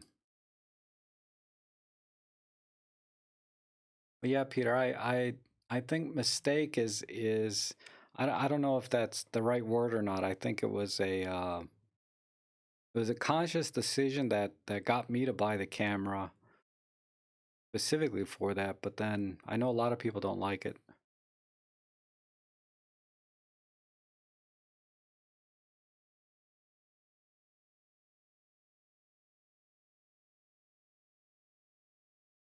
Yeah, Max Headroom, Arthur. I was a Max Headroom nut. Well, not a nut. I really liked that movie though when it came out, and I really like how he got his name, Max Headroom. So if you guys don't know who Max Headroom is, uh, just check YouTube. I'm sure there's some clips of him. I think he was the very first computer animated character in a movie ever. There's some history to it. Plato's asking, do I use a grip on my EM5 Mark II? I just got photodiodes that makes. Yeah, I'm gonna get my grip for my EM5 Mark II soon. I'm still debating. I like the grip. I like this brand here, this WePhoto, because it has a nice cherry handle on it, and the base plate is solid, right? Because I always want a solid base plate on my cameras. Uh, I just haven't pulled the trigger on one yet, but I will soon. Because I have a grip for my my EM10 Mark II, and yeah, it's awesome. It makes a big difference. My EM5 Mark III, I don't think I'll get a grip for it anytime soon. Mainly because there's no third-party ones available now. But I really like that it's really lightweight. But with my gas, I'll probably buy one anyway. Can you say your email again? Yeah, I'll just type it in. It's just my name, Rob at robtrek.com. So you see over here, robtrek.com. Just put Rob at robtrek.com.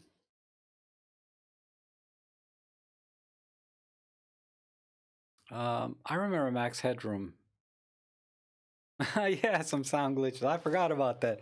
I have to watch. Man, I gotta get some work done. I gotta stop watching so much TV. I just bought the Blu-ray for the Batman movie from the 1960s, the original one. Who does my wardrobe? Oh, I don't know, Mark. I just buy whatever's on sale. Like I got this jacket on Amazon for $18. I just liked it because, and I bought this jacket very specifically because of photography. Because it's lightweight, right? And I make my own straps. But when I hang my camera off my shoulder like this, you can see that this little military strap here keeps the camera on my shoulder. So that's why I bought this jacket, is because of that. Not because I particularly like military style jackets. And military style jackets always have lots of pockets, right? This one turned out to be fake, but then this one is legit. I have some inside, then two more down, you know. So military jackets always have a lot of pockets, which is good for photography too. And then also they normally have this little flap here to keep your camera from sliding off your shoulder when you hang it off your shoulder. And then as for the rest of my clothes, I mean the jeans and my shirt here I got from Goodwill. Paid like $3 for at Goodwill for this shirt, or $6, something like that. And I try to keep it simple: blue shirt or white shirt, right? And then blue jeans. That's about it, or black pants. That's about all I wear. Sometimes khakis, but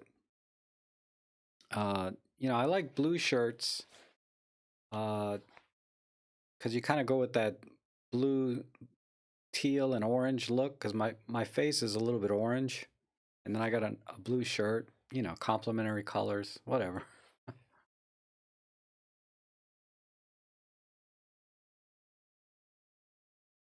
Um, I got a little behind here on the comments.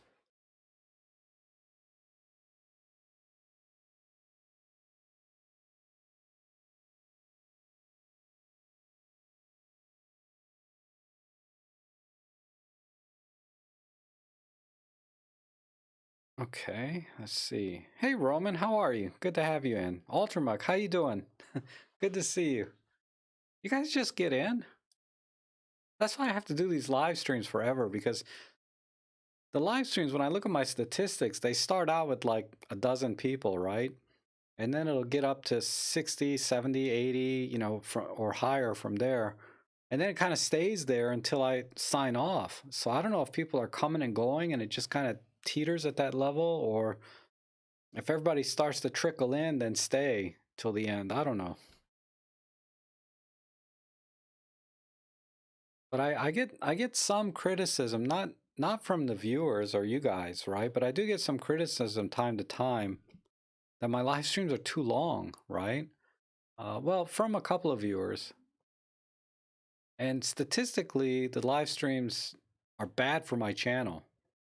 Because every time I look at the statistics, right, uh, I lose subscribers, and the you know, and then the live stream itself makes no money, you know, unless somebody wants to donate or something. But the I lose subscribers, and the watch time is really bad, relatively speaking, from uh, from a YouTube algorithm standpoint. These long live streams kind of hurt the channel a little bit. I don't care. I like hanging out with you guys. And if I can answer a few questions along the way, all the better. Let's see. Rob, will you trade your EM1 Mark II for G9? I'm thinking about it, Roman. I just haven't found a good deal on a G9. I mean, I know it's down to $999. But I'm waiting to find a used one. Maybe they'll sell it for $7.99, and then I'll trade my EM1 Mark II in, which they'll probably give me $500 for. Um, Something like that. And you know, my G9 fund, I have a GoFundMe page for G9, has kind of gone flat. So which is understandable. Who wants to pay for my cameras, right? But first world problems, right? But I am seriously thinking about it. If a used G9 comes into the camera store for like $7.99 or $800, I will 99% sure I'll pull the trigger at that point, because then I can trade something in and offset that difference so it doesn't cost me as much. Oh, thanks, Mark. The flap is an epaulet. Thank you. Yes, Playtop. I will check it later.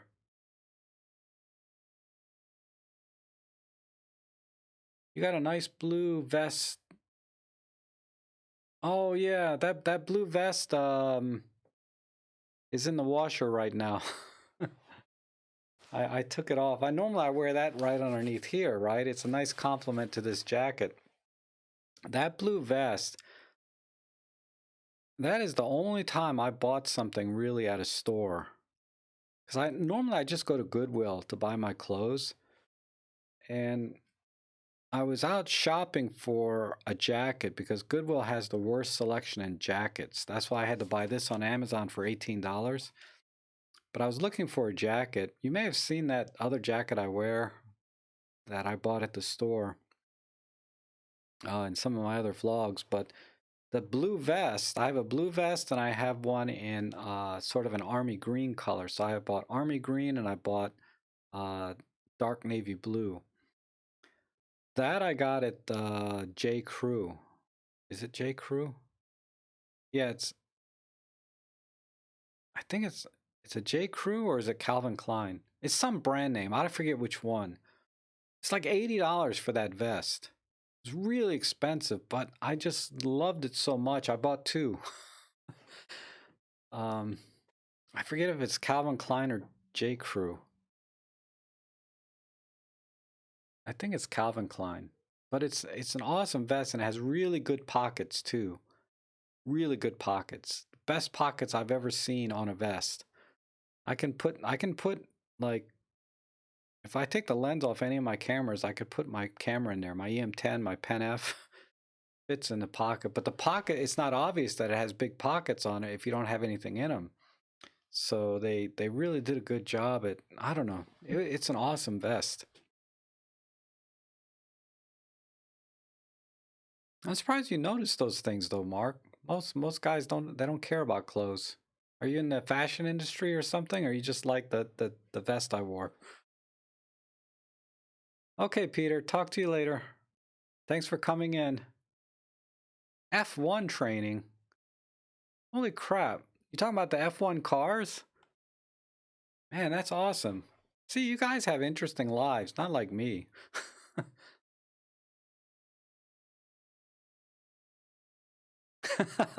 An Aussie bush hat.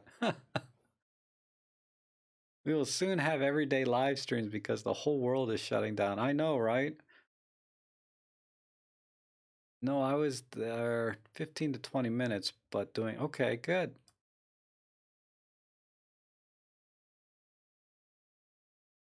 Tristan, you just play the live streams on your commutes to work. Okay. Yeah, I got to remember to read the comments out loud a little bit because not everybody's watching this live. They're just listening to it. So if you're only hearing one end of the conversation, it's weird, right? Hey, Saffron, how are you? Good to see you. Roman says on Black Friday, the G9 was $750. Oh, yeah, that's right. I remember Black Friday. They had some killer deals.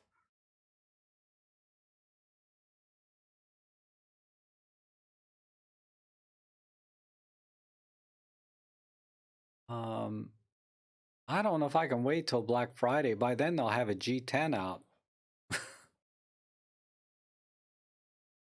I have never been to Portugal, Playtop. I couldn't even point to it on a map. I'm sorry. Yeah, Plato, the G9, Plato's saying the G9 is probably too bulky for my taste. It is too bulky, and that's why I've never bought it.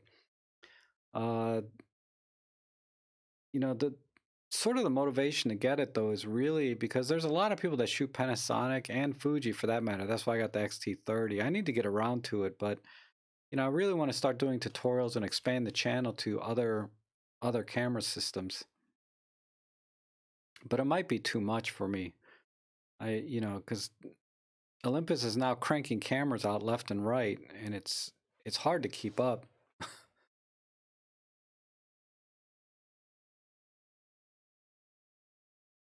Oh, hey Des. Yeah, Des is asking, did I ever get back to Olympus as to which camera lens you want to borrow?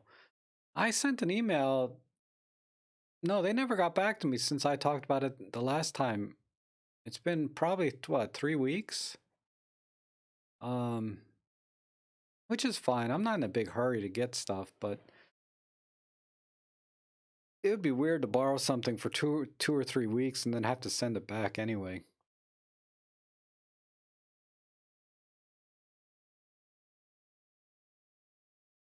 Rob says, so what did you figure out on the lag and choppy live stream from the last two videos? I believe it was I was using the NVIDIA codecs instead of using just a standard quick sync or H.264. Because before I was using standard H.264, today I'm using quick sync because I wanted to see if quick sync was working, because that puts a lot of the processing power into the CPU, is designed for video quick sync, so it should take a little bit of load off the computer and give me better performance. That's the best guess I have, because I put it back on NVIDIA, on the NVIDIA drivers before I streamed today, and it was working fine. But the lag, it wasn't a bandwidth issue though, the lag. Because if it was, I wouldn't be seeing the lag on my computer, right? You would only be seeing the lag on your end because that's where the the uh, the bandwidth problem would be on your end, not my end, because I'm getting it live here. But I was seeing the lag on my screen here, and you guys were telling me you were seeing the lag at the same time. So I don't know. I switched to QuickSync as a codec for the streaming software, and it seems to be fine today, which is good. Mark says you're just observing. Okay. Lars is saying the G9 with contrast only AF. This is 2020. I know, right? But for photography only, contrast AF seems fine.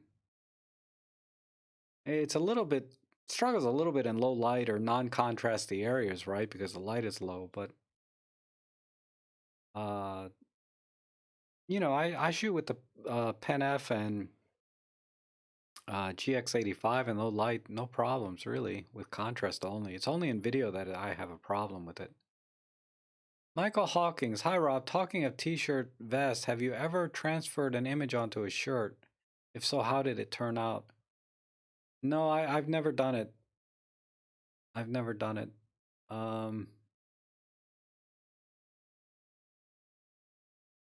Rob already demonstrated resilience of plastic. You're killing me, John. John was very funny. He's got worse gas than I do. Because he sent me an email telling me all the stuff he has, and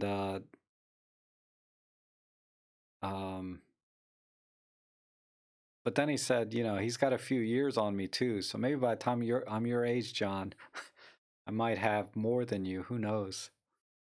May we all live so long. John's had a very interesting and very good life as well, and is a good person.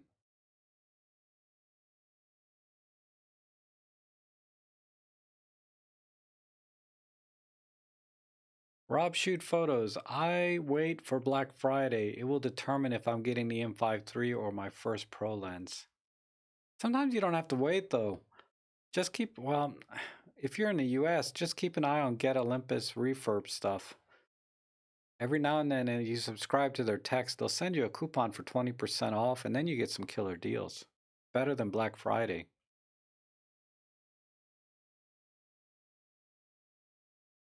But the M5 Mark III is already $999 all day long. It's really a good deal now. Okay, Elaine, I'll stick to Olympus. I'm staying within the Micro Four Thirds family anyway. Playtop says, I have an EM10 Mark II and a Coolpix 2700, which you think is the best. I'm not familiar with the Coolpix 2700, but I know the EM10 Mark II is an awesome camera. It's still really as capable as any camera I have now, except in video.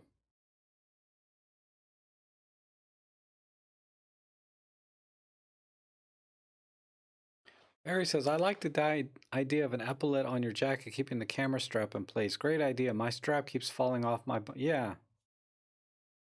Right? That's why when I buy a jacket, I look for these. So every jacket I own has this. And again, they're military style jackets usually, so they have lots of good pockets too.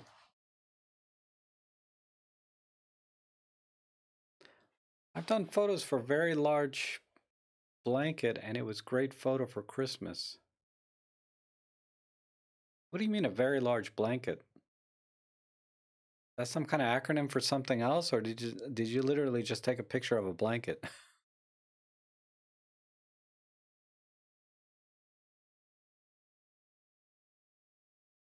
All right, let me take a little sip of my coffee here.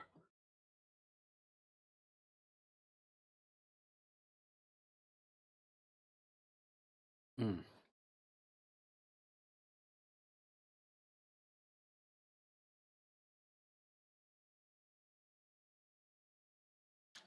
Captain Rob. You know, I have a Star Trek communicator thing too. I'm a big Trek fan, in case you guys didn't know. That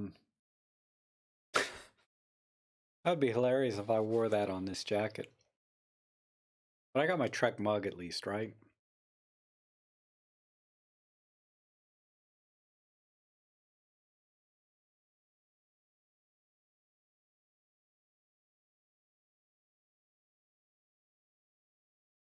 Okay, Playtop.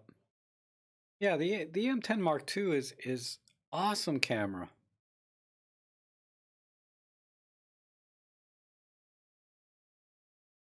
I have the Space Force cup. You know, they had some, I heard in the news they were trying to find the name for their Space Force soldiers. I mean, I'm not crazy about the word Space Force. I mean, I get it. It's kind of extrapolated from Air Force. But think about Army, Navy, Marines, right? They have like their own unique name. I feel like the Space Force should have got their own unique name. Uh, I don't like that name. And I guarantee there's movies that use that word Space Force, or there's movies with that title in it probably. I've been watching Star Trek Picard. Oh, sorry, let me get Kunal here. I'm looking for a new Micro Four Thirds camera with a quick, reliable autofocus. Please suggest a medium price camera body. I would say median. Median's a tough call, but that would be the M5 Mark III is really good. That would be my choice. Or the G9. I hear people say the G9 has excellent autofocus, but I don't have any experience with using it. But the M5 Mark III for $999 is a really good deal.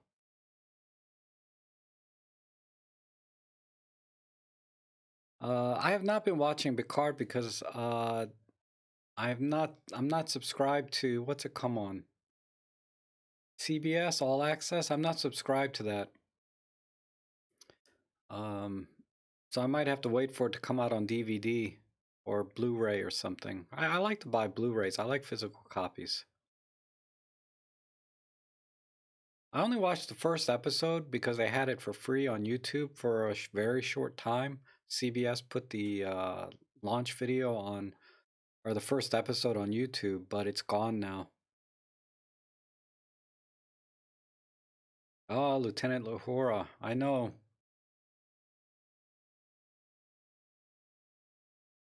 I used to watch Star Trek for Lieutenant Uhura. Hmm. You know how I liked, in that same vein, is Emma Peel from the Avengers show? We want to go back that far. Emma Peel, man. What's her real name? Diana Riggs? Man, she was something when she was young.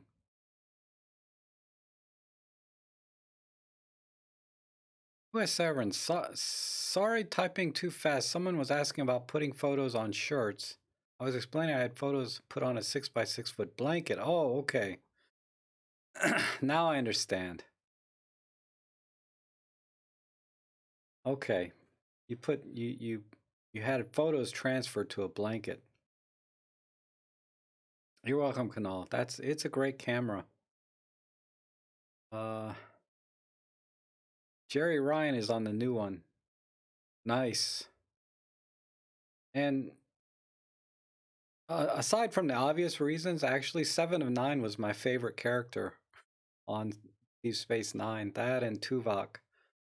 Um, but Jerry Ryan, not for the obvious reasons, but I really liked her character, that she was converted, from Borg, and um, sort of her perspective on humans from a Borg perspective.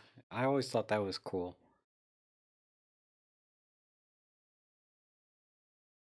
The Donald personality picked the name Space Force. Go figure. He personally picked it. I didn't know he personally picked that name. Huh. Yeah, they could have done better. They should have come up with something cool. I mean, like if Starfleet wasn't taken, they should, Starfleet would be a cool name. I know it's a Star Trek thing, but Starfleet would have been a cool name for the Space Force. But they probably couldn't use it without paying CBS $1 billion. Oh, Elaine, you can do blankets too. Okay. I bet you're a very creative person, Elaine. I don't know why I get that vibe. But I feel like you're a very creative person. I'm a little bit psychic, right? Oh, the Borg Queen, yep. How do you color the name or color of Rob? I'm not sure what you mean, Sam. How do you color the name or color for Rob? Are you talking about my logo over here? It's just orange. I'm not sure what you mean.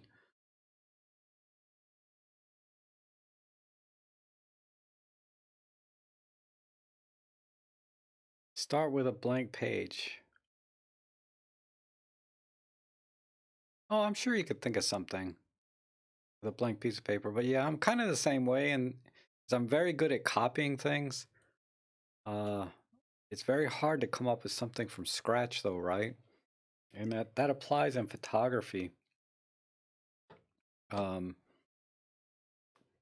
because when I go out and I approach a scene, it's always, can I do rule of thirds? Can I find a leading line? Can I find complementary colors? Can I find repeating patterns? Can I find a nice texture? I follow all of these rules. And like I said, you don't have to follow them, they're just guidelines. But if I had to just walk out there and try and create something totally original, it'd be really hard. It'd be really hard.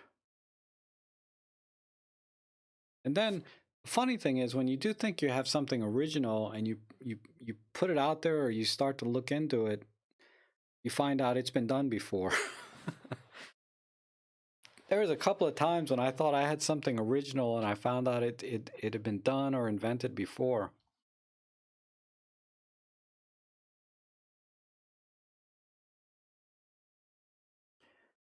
Playtop says is asking, should I buy the Zuiko 40 to 150 or the Mikey 35 1.7? You only have the 14 to 42. I would get the 40 to 150, definitely. Unless you're shooting in low light all the time, then a 35 f1.7, but that's manual focus from Mikey.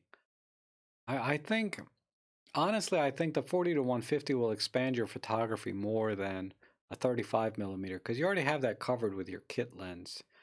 The only thing you get with the Mikey 35 is you're able to shoot in lower light with lower ISOs, faster shutter speeds. But that's kind of offset with you have to manually focus.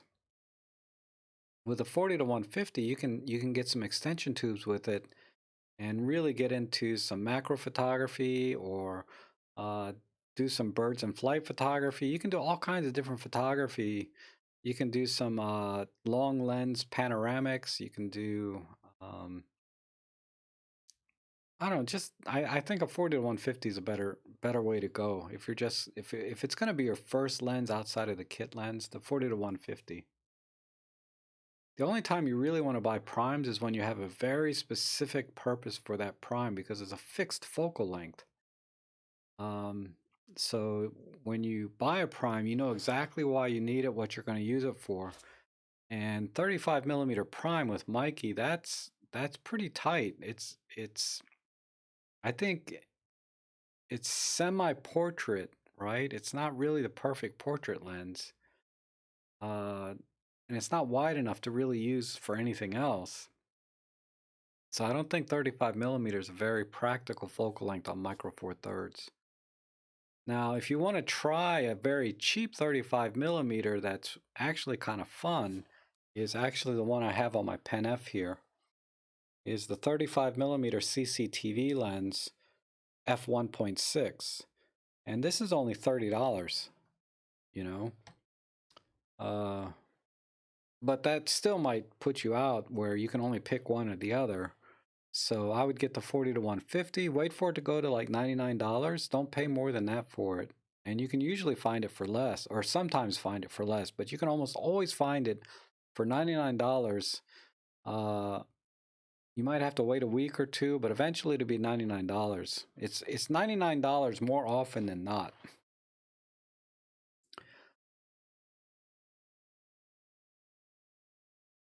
Oh, oh, Dave is asking, says he thinks he means the blog comments. How do you highlight things in red, like a person's name? You respond.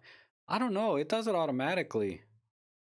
You put the @ sign in front of a person's name, and I think as you start to type it, a little drop-down list comes up, and then if you select that name, it should highlight it. But I don't know. That's all done automatically in YouTube.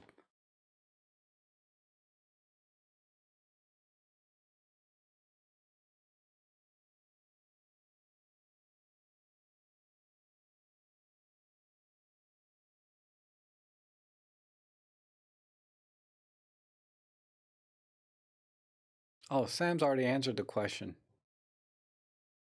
about putting the @ sign. Rob, what's your feeling on on any of the PLs? I've always thought they were good features.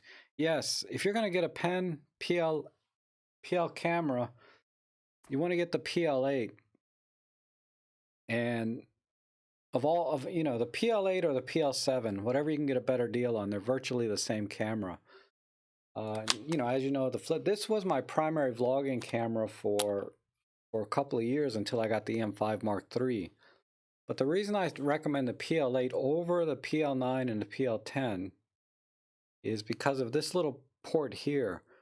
This, as most people know, allows you to add a viewfinder, electronic viewfinder if you want, which may be, something you want too.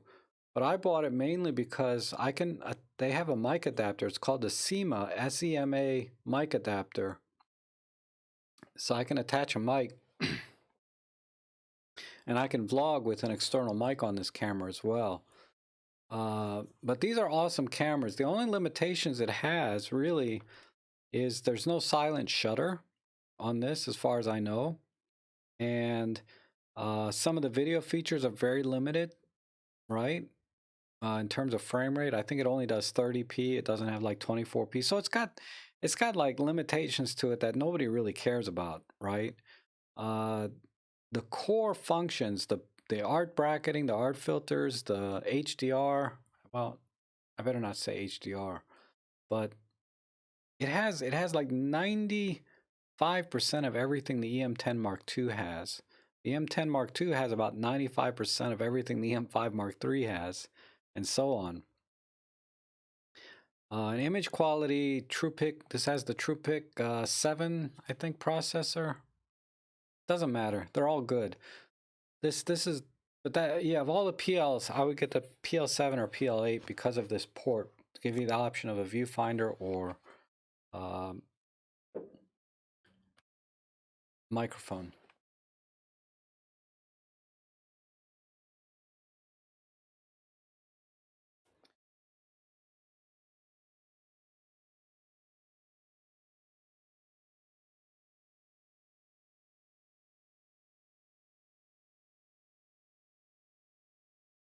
Okay, I'm trying to catch up here. Besides the 40 to 150, yes, got one of those viewfinders for my EP5.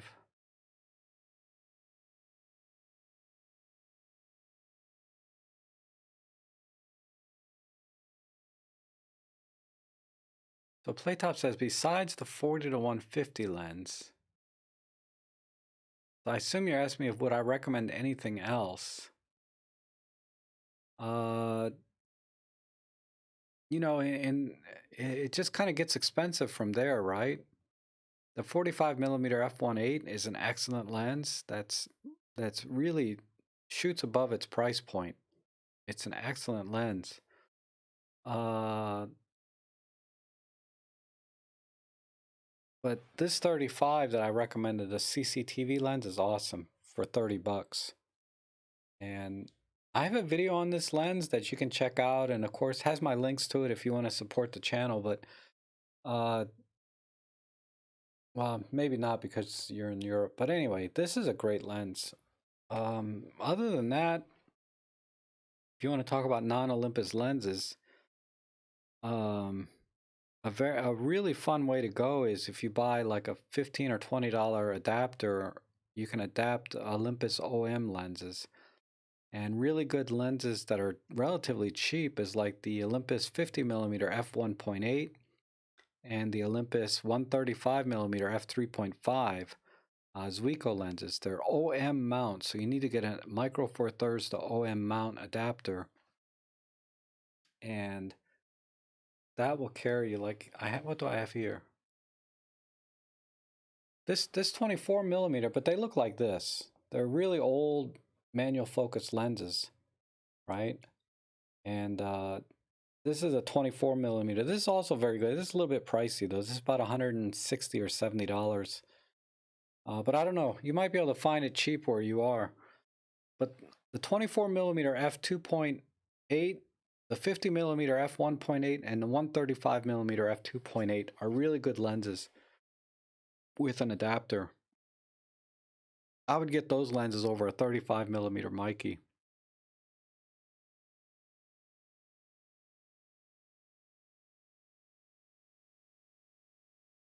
What lens should I buy for my Olympus? I do a lot of pictures of my friends at the street with lots of light.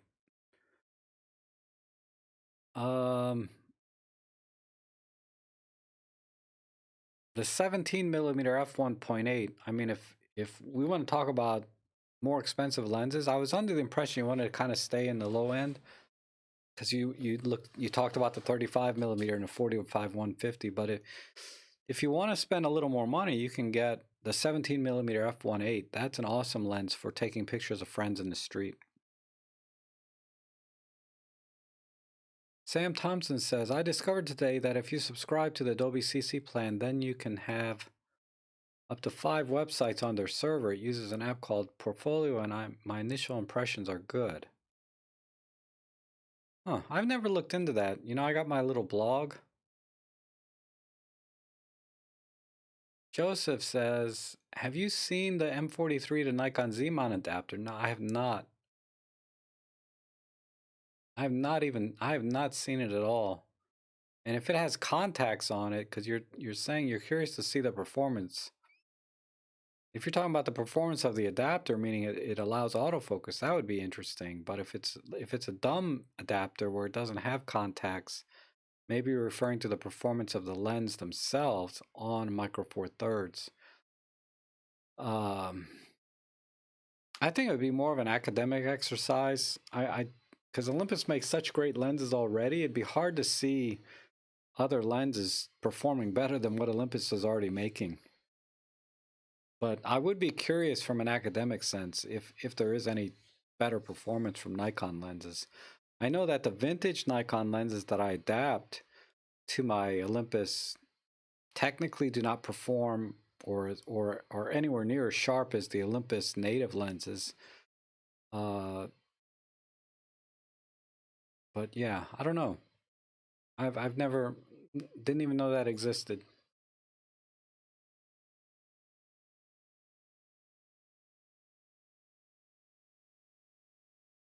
Video seems to be going to low res.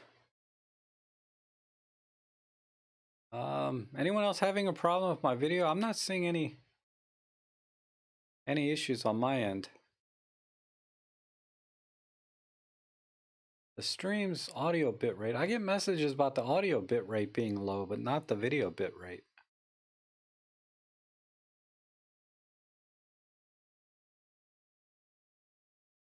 Oh, Plato, you have the 50 f1.8 and the 35 f1 2.8. The 35 2.8 is kind of interesting. They're hard to find though. 35 millimeters on the OM mount. I'm having trouble finding one.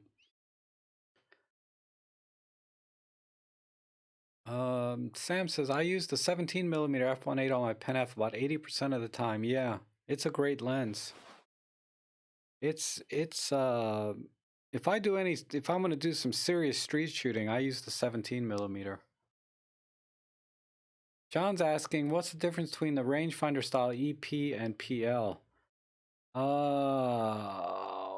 EPs, those are a little bit older style camera. I'm not familiar with them, but I think they don't have the flip down screen is the main difference, and they're just much older. They may not have as many features. Those EPs were also a little bit bigger, right? I think that's what the L stands for, is light. So they have the EP and the EPLs, right? And the L, I think, stood for light, so they're just a little bit smaller than the EPs. I think that was the only difference. So I don't think they make the standard EPs anymore. They just stick with the PLs now. Oh, you're curious about the vignette game. Okay, Joseph. On the Nikon Z to M43 mount. There shouldn't be any vignette at all, because the Nikon Z mount image circle, the lenses are much larger. But yeah, it'd be interesting to see, you know, if my buddy's got a Nikon Z, but man, the lenses for the Zs are so expensive. I can't even think about it.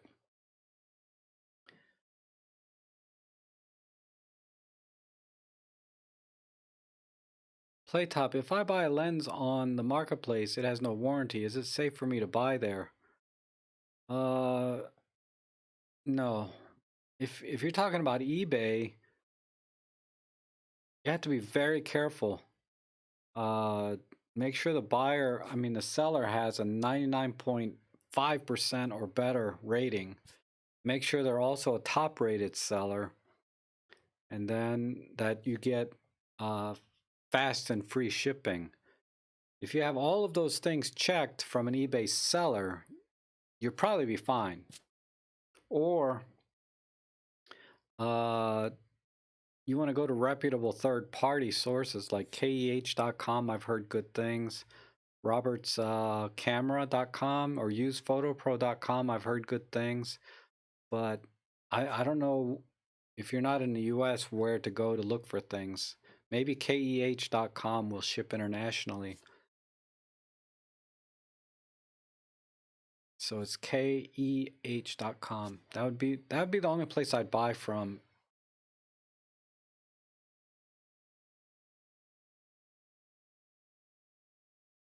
Oh, okay. Joseph is saying that the mount is actually a micro four thirds to Z mount. Well, that makes sense. Now, duh. I should have been able to figure that out from your previous comment about the vignette, right? That's crazy. Who would do that though? M43 to Z mount. I mean, there might be one or two lenses that it'll work with without too much vignette, but that's just silly to me. Why would somebody do that? Other than the freaking Nikon glass is so expensive.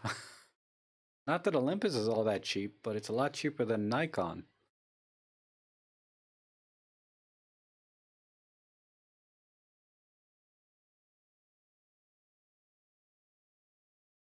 Jose says they are kind of like a 15mm f1.7, amazing quality, even better than the Ollie 17, but maybe too wide. I agree. I think the 15mm Panasonic Leica lens is awesome, and it's a lens that I want so bad, but I'm waiting for the price. I'm waiting for a good deal. I have no need for that lens at all, because the 17 I have is awesome, but the 15 would definitely be a 100% gas purchase. That would be like, I have no need for it at all. It would just be gas. Of course, that describes half the things I have on my desk right here, actually.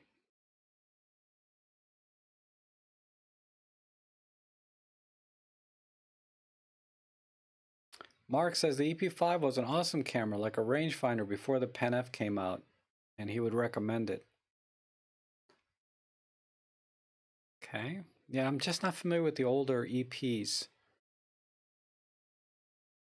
I think the EM10 Mark II is where I started with Olympus. I'm not really familiar with like the Mark Ones or the EPs or anything else before that.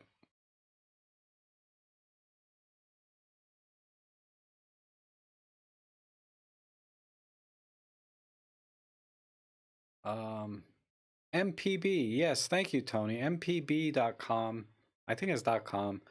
They're also a good source for used equipment.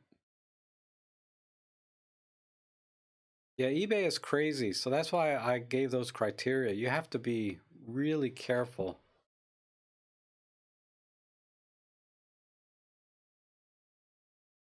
Um,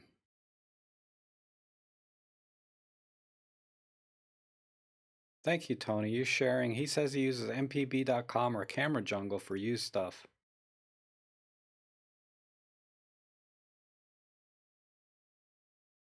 Jose says the 15mm is way too expensive. Yeah. Yeah, and it's even used, they're still a little bit pricey, so that's indicative of a good product, right? When even used, they're still expensive. So you know, like the Pen F is, well, that's, I don't think it's expensive because it's particularly good camera, but it's because it's kind of been discontinued. That's probably driving the price more than anything else.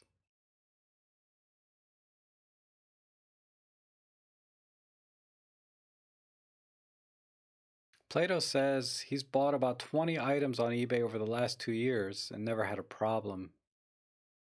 Yeah, I mean, I buy a lot of stuff on eBay, or at least I used to buy a lot of stuff. I just bought something last week on eBay, and it hasn't come in yet because of the post office. Let me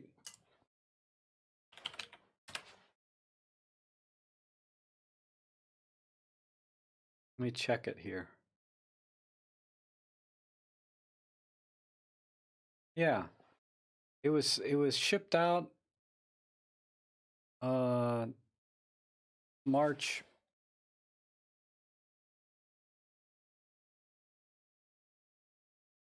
March 5th. and they're in New Jersey, which is practically overnight. It's first class mail. It's just taking so freaking long. I don't know why. Anyway.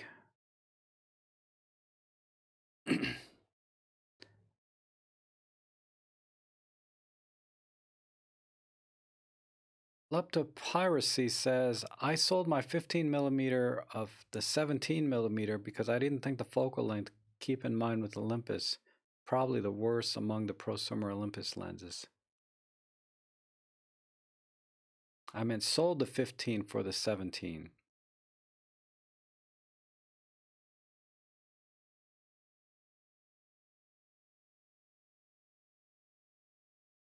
Because you didn't like the focal length. Okay, so you sold the 15 and got the 17 because you didn't like the 15 millimeter focal length. Even though you're not crazy about the optics of the 17 millimeter. I understand that. I mean, ultimately, you need the right focal length, right?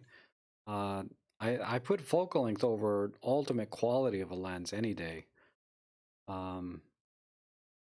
That's why I shoot with the kit lens all the time, because ultimate image quality is not as important as having the right focal length. And everything else about photography, right? Composition and lighting, etc.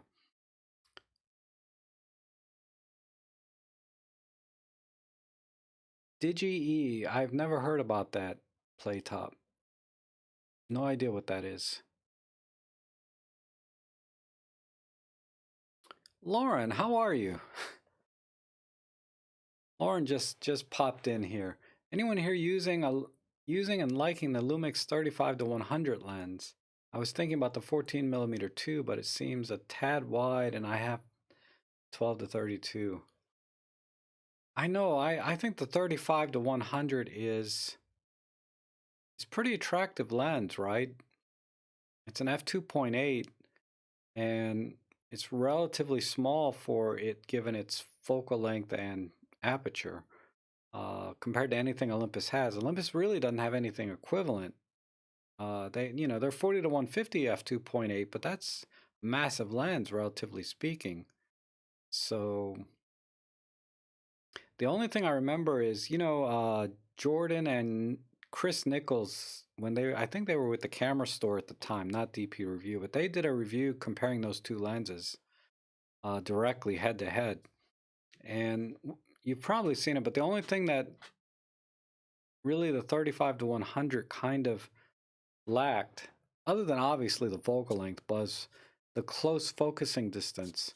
You were able to get a lot closer with the Olympus camera than you were with the Panasonic one.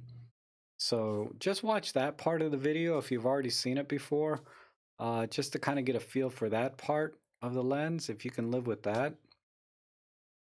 And if that doesn't matter to you, then I would rather have a 35 to 100 than a 40 to 150 for kind of a walk-around lens kit. I'd probably buy the 40 to 150 from Olympus because I'd use it with the teleconverter and do some birding with it. But if I was in that, I only want to carry two lenses, it would probably be the kit lens and a 35 to 100.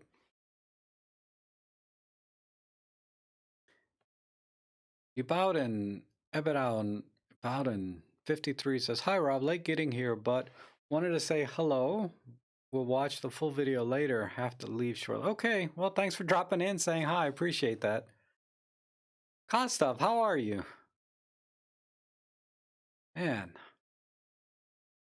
I bought the 12 to 42, I think, when I bought the M5. Don't know where the lens is. Well, it'll turn up. What are you using on the camera now? And I think you mean the 14 to 42, right? Not the 12 to 42. Playtop says, "Hey Rob, I don't know. Steal your micro four third lens." No.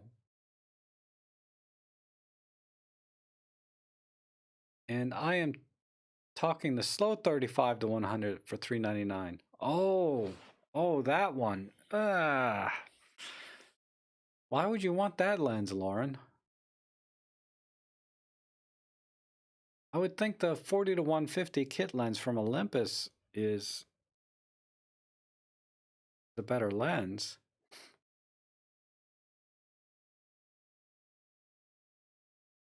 Robert Rogers, I have bought a number of items from KEH. Their rating system is conservative. The item is usually better than expected. Also, you can return it, no questions asked. Awesome.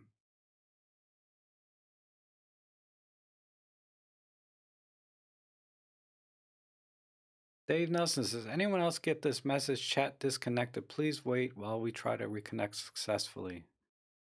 So the YouTube has been having some issues with the streaming. They cut me off a couple weeks ago. And then last week, I was having that bandwidth issue or whatever, but I think that was my fault or on my end. And today we're having chat issues and bandwidth issues again. Okay. So you have the 40. Yeah, the 45 is an awesome lens. So find your 12 something. It's probably a 12 to 32 Panasonic. Or maybe the 12 to 50, right? From Olympus. That's the other lens they have. You need to find that. Okay, Playtop. Use your magic to steal my lenses. I was the guy that got the power bank you talked about for $100. Oh, okay, Bowden. Lucky cat. I know. It always happens, I'll buy something for I paid $140 plus tax, and then the very next day it goes on sale for like $100 on Amazon. But I didn't buy it from Amazon. Ugh. I mean, I could go through the trouble of returning it back to Best Buy and then buying it on Amazon. I thought about that when I saw it, and I said, it's just not worth it.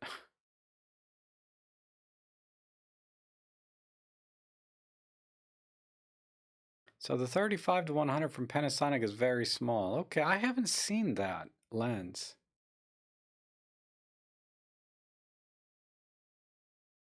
Rob, for the street, why not try 25 f1.7 Panasonic or even the Olympus 45? Some interesting things happens. Up close shots on the street can look cool. Yes. I've gone out with my 25 f1.8.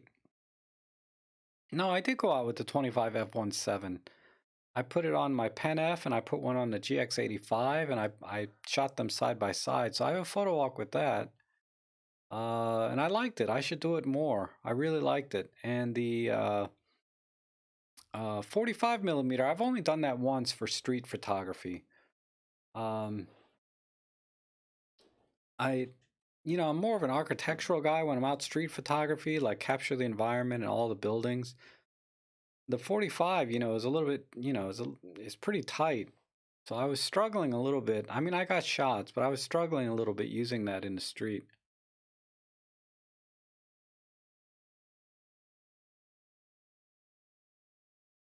Looks like Olympus will release a 50 to 200 or a 50 to 250. Yes. I'm more interested in their 8 to 24 that I've heard. That's a lens I'm definitely interested in. The long end, I'll have to see. If those are long end, if we can get a 50 to 250 at f4 fixed, I would be very excited about that. 50 to 200 at f4, I'd probably still be interested for birding.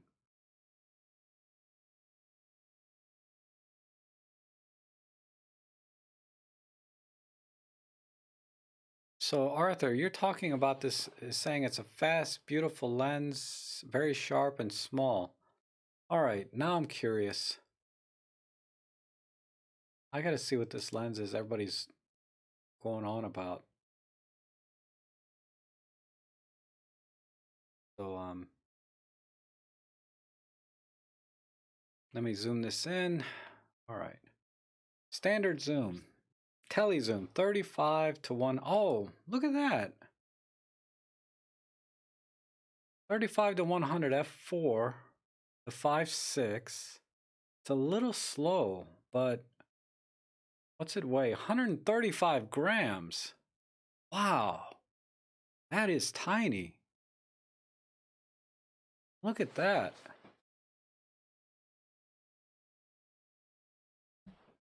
That's tiny, man. KEH.com. See how much this lens costs. Panasonic 35 to 100. $139.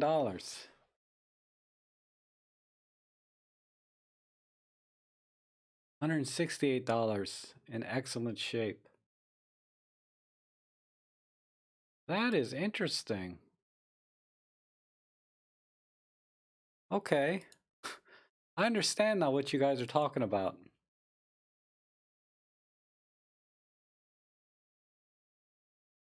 I see. I mean, I can tell from the weight of 138 grams, that thing is nothing.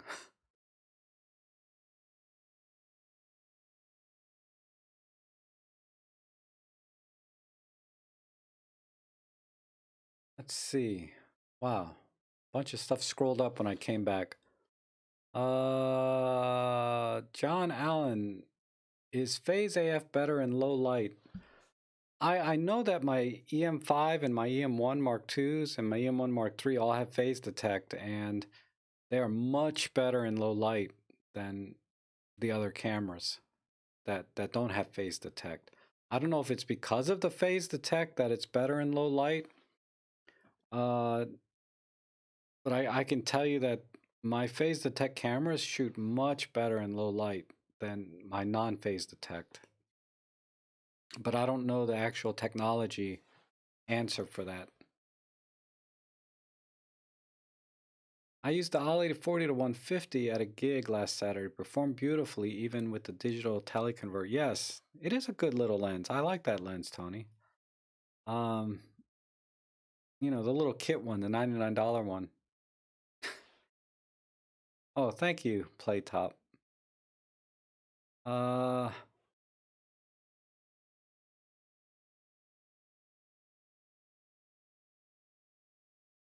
Yeah, it's the 12 to 50. Elaine,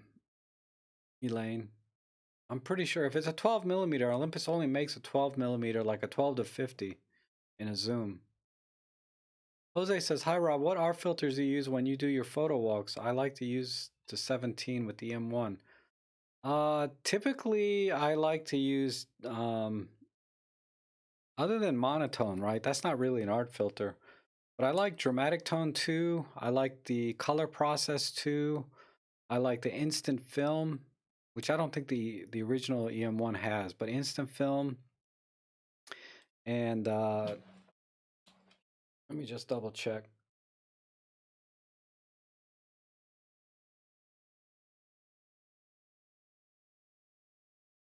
Oh, Pop Art 2 I like. And Gentle Sepia. Vintage 3. And that's it. Now, of all the ones I mentioned, I think it always depends on the subject or picture that I'm taking, right? So Gentle Sepia looks really good on vintage things, right? Like antique shops or old barns and open fields and meadows, right? And then the Vintage 3 is really good in street photography in good light. And then I think the Pop Art Filter 2 is really good in the wintertime when there's not a lot of leaves or foliage around. It's mostly just dry, dead trees and grass, right? So Pop Art 2 is really good for that. And then the dramatic tone is really good for when you have some clouds in the sky.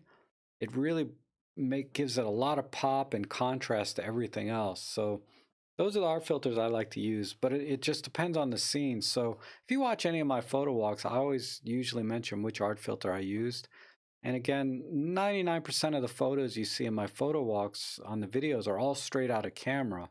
So they are, other than crop and tilt sometimes, right? Because I'm hand holding, but I didn't do any processing to the images. And so what you're seeing are the art filters that I used and what they look like straight out of camera. Now, when I go and post-process some of them once in a while, I'll get some awesome, really beautiful pictures from the Olympus camera that you can't do in camera.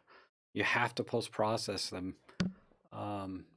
A really good example of that is this tree I did. See if I can quickly find it.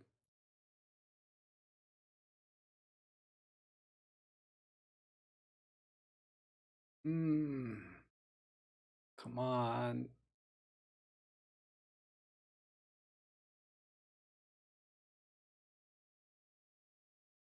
Not that old. I missed it.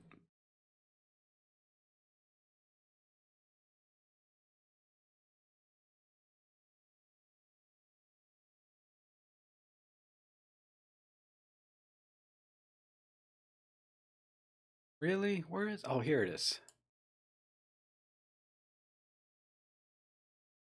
Oops. This one here. This picture, straight out of camera, it didn't look like this at all. But it's on my Instagram, Rob Trek Lens. Yeah, this is one that I couldn't do an art filter with. But everything else, this is all art filter straight out of camera stuff. Let me see this one. Yeah, cross-process filter, right?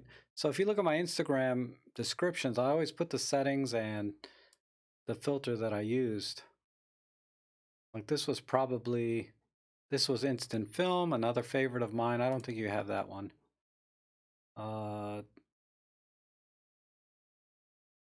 Find one. Those are just straight up shots, nothing special. This one here, this is a dramatic tone. This is also straight out of camera. But see how it really made the clouds beautiful, right? And another one that I did dramatic tone. Did I do dramatic tone on this one? Let me see. Oh, I haven't posted that picture to Instagram yet, but I have another one that I really liked. But okay, so that's that about the filters. Hopefully that helped, Jose. All right, Roman, we'll see you later. Man, you've been gone for 10 minutes now. Sorry about that. Blind KK says, "What do you think of the new menu button location? I just picked up picked it up and I don't like it. Need 2 hands at a time." Yeah, I'm with you on that. I was talking about that earlier in the stream. I don't like this menu button here. I'd rather they kept it over here and moved the trash button over here. I don't care if the trash button is over here because I don't use that much, right? So I don't know what decision they made or how they came to the decision that it's better to put the menu button over there than the trash button. But yeah, I'm with you on that.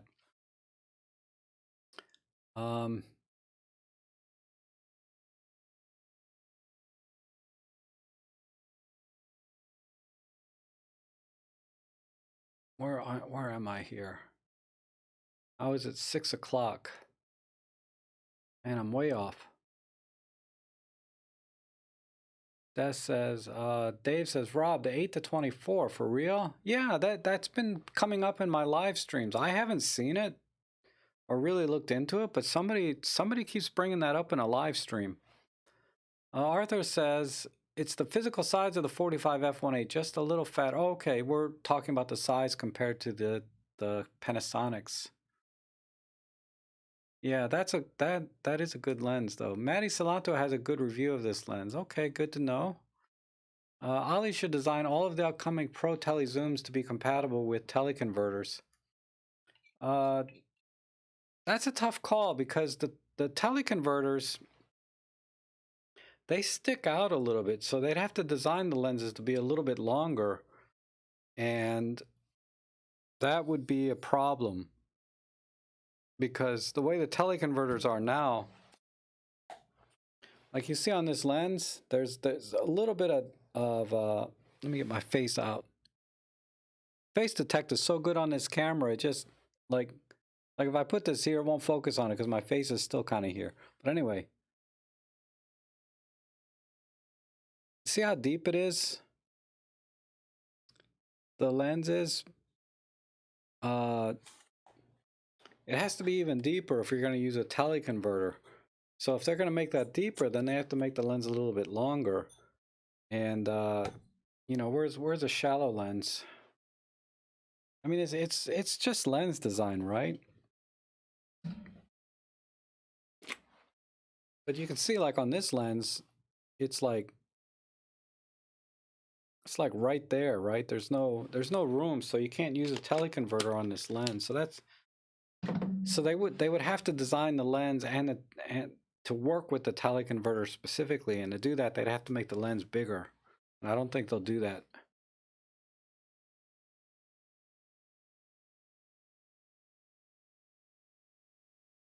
Lauren says the 35 to 100 Lumix looks like a good street shooter. Yes. I mean, that 4 to 5.6 is, it's not that bad, but the size and weight, and to have 100 millimeters in something this big is pretty amazing.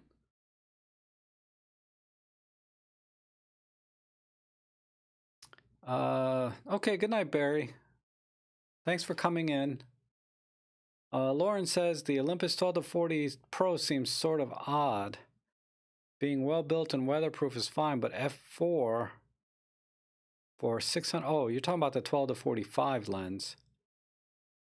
Maybe come April we will see something more like $499.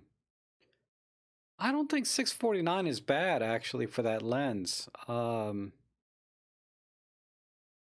Because it being well built and weather sealed, and being sharp, and having close focusing distance, and being relatively small and lightweight, I think it's only 300 grams. I think $649 is a reasonable ask price. But I'm not shopping for that lens, so I haven't given it, like, I gotta pay for this kind of thinking, right? My thinking now is simply academic. But if I were to put my money down on it, what would I think? It's hard to say. I'm not shopping for that lens. But academically speaking, I think it's a fair price, I think. Tony says, I think I may have before, but when using the filters, do you shoot with filter applied or post-processing camera? 99% of the time, I do focus bracketing. So I program a button to bracket.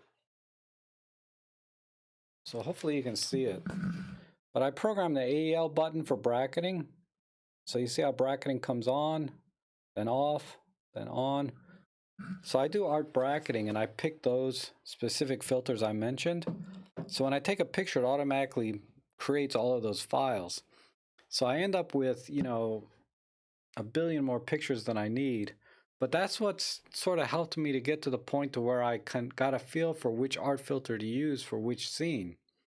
So sometimes when I'm just shooting in black and white and I don't want to bracket, and I look at a scene, I'll say, oh, you know, this will look really good in sepia, or this will look really good with cross process. So there's times when I don't bracket and I know what filter I want to use. And sometimes if I forget, or if I look at the picture later and said, I think this would look good, then I might do in-camera processing separately.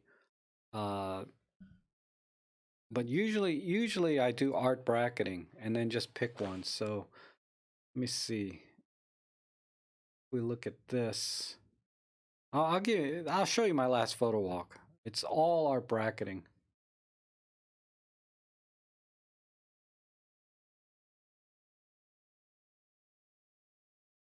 Oh, wrong button. But yeah, you can see like there's several pictures of the same thing here. Let me just do JPEGs. So I just art bracket them, bang, bang, bang, right? and then I can pick one that I like the best. Because like sometimes I don't know if the scene is going to look good in a particular filter. Like this is a good example. I didn't. I didn't. I looked. I took this picture because I like the starburst, but I didn't know what art filter would look good with it. So I bracketed, and I ended up with this one as the final image, straight out of camera that I wanted. So I didn't think it looked great in sepia. You know, dramatic tone I wasn't crazy about because the bridge is a little bit too prominent in the picture. And then this was, I believe, vintage 3. No, I think this was pinhole. This is vintage. This is instant film. None of these look good. So I ended up just picking this one. And that's on my Instagram. But that's how I normally do it, is I bracket.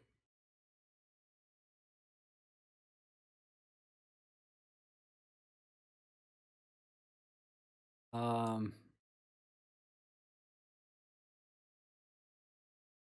me scroll up again and see. It says here, oh, my chat is acting funky now.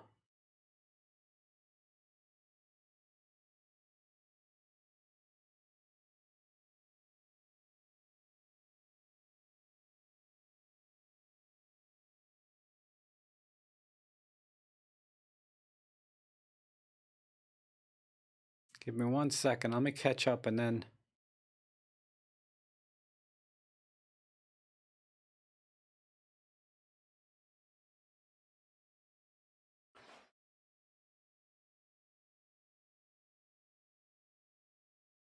Okay.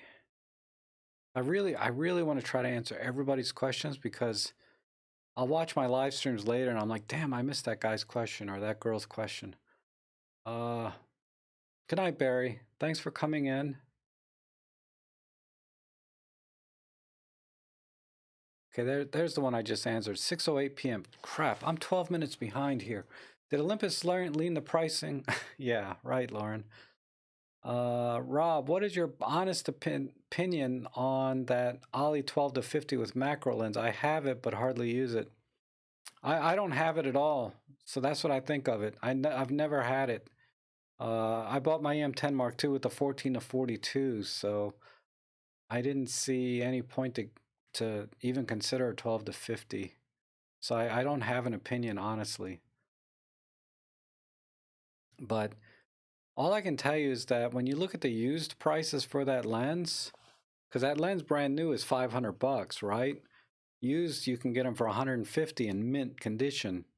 That should tell you something about that lens.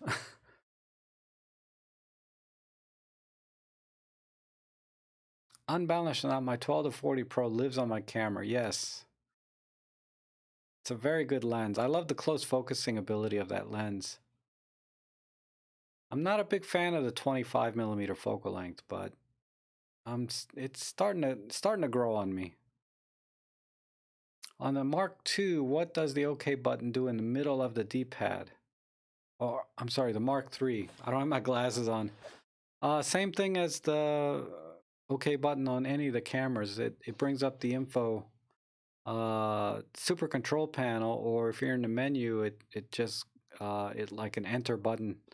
So yeah, it's exactly the same. Playtop says, tomorrow I'll take some pictures of my friends. Okay, good luck. I'm glad I could help. Tony Wilding says, missed one word in the last post asked. Okay, me too. Joseph says, have you seen the Yongnuo announcement for the YN450? It's going to be a 4G camera with M43 mount. I have not seen or heard anything about that. Well, no, actually, maybe I heard about it, but I don't think it. No, I'm not interested in it. But well, academically, I'd be interested in it, but not. I'm not buying it. But it'll be interesting to see what they do. Michael, how are you? Olympus has an unspecified wide-angle pro lens on their roadmap. Looks like it could be. Yes, thank you, Michael. That's what people have been talking about in my past live stream. Maybe it was you, but I'm looking forward to that lens. Dave Nelson is asking, when doing macro photography, do tube extensions make it hard to get a good lighting since you are so close to the subject compared to, say, the 60 millimeter?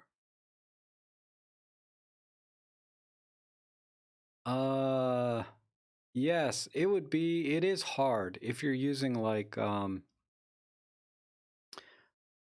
the 14 to 42 kit lens with extension tubes. Your working distance can be very, very short.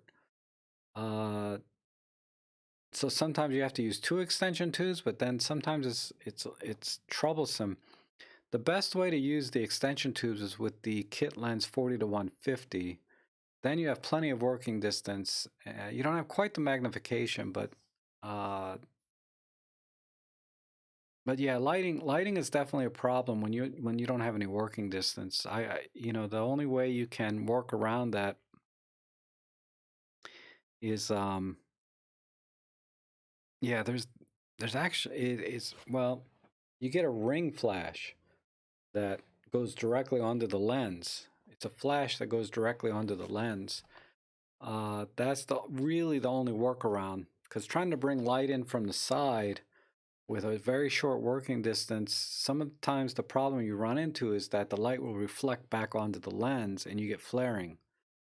With a ring flash, you can reduce the power and get less shadows and less glare if you have a ring flash.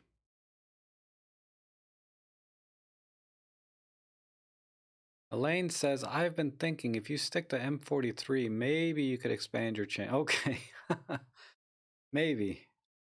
Okay, Playtop. We'll see you later. Thanks for coming in.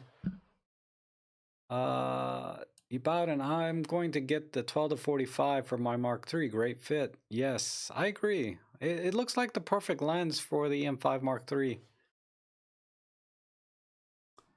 Okay, bye, Playtop. Let's see. On a side note, in regard to the Panasonic Made in Japan product, they seem bulletproof. I've never had a Panasonic product fail on me. So a Made in Japan lens sounds great. Yes. Although you hear I've heard weather sealing issues though with Panasonic, that it's not as good as Olympus. It's probably like 1 in a million difference, like statistically can't be measured that there's any difference in weather sealing, but I have heard stories, whereas I've never heard stories about Olympus weather sealing. But take that with a grain of salt. Doesn't mean anything coming from me, because I'm not a Panasonic shooter.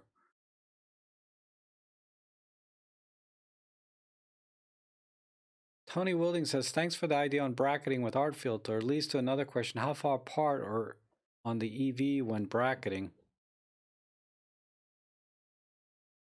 How far apart on the EV?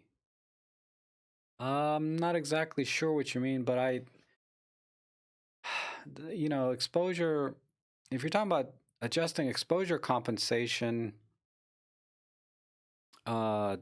manually on the camera, I do that based on the scene. If you're talking about exposure compensation bracketing in combination with art filtering, I never do that. Otherwise, you'd get 1,000 images every time you hit the shutter button. So I rarely have to do exposure comp below more than one stop. I usually do a third or 2/3 of a stop. If I do exposure bracketing, I don't combine that with art filters. That would just be too much. Excuse me. But you can. Is EM1 Mark III high-res shot improved? I don't think so, other than it's handheld. The handheld high-res is pretty impressive, but I think on tripod mount, it's exactly the same as any other Olympus camera that has high-res shot mode. Michael says, I've never used an art filter. Okay. Not many people do. It's kind of a gimmicky thing for most people, right? Reviewers online never talk about it. Personally, I love them because I just have fun with them, but uh, some people said that once they saw my channel, they never thought about it, but once they started using it, they love it. And then other people say, I'm just going to do it in post processing. So it's, to each his own. Whoever want, do whatever you want, right? I have fun with them.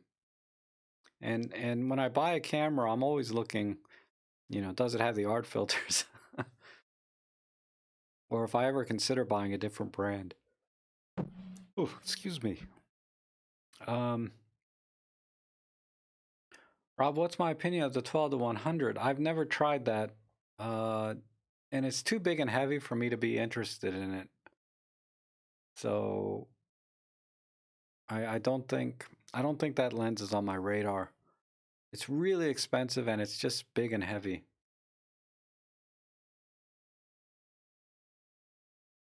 Okay, good night, Lauren, or goodbye. I do not focus bracket, Tony. No focus bracketing.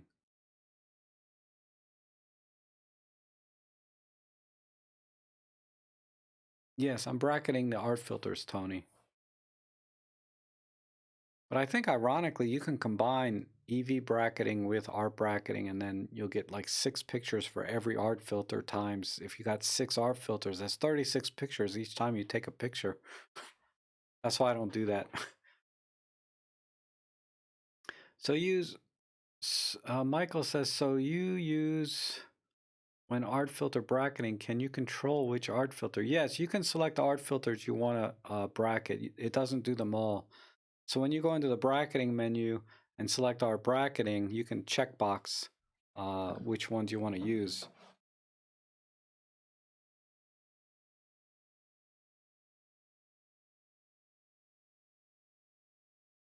Yeah, you just when you go into the bracketing menu, you get a checkbox and you just check them off, the ones you want to use. Like I have Pop Art 2 filter there checked.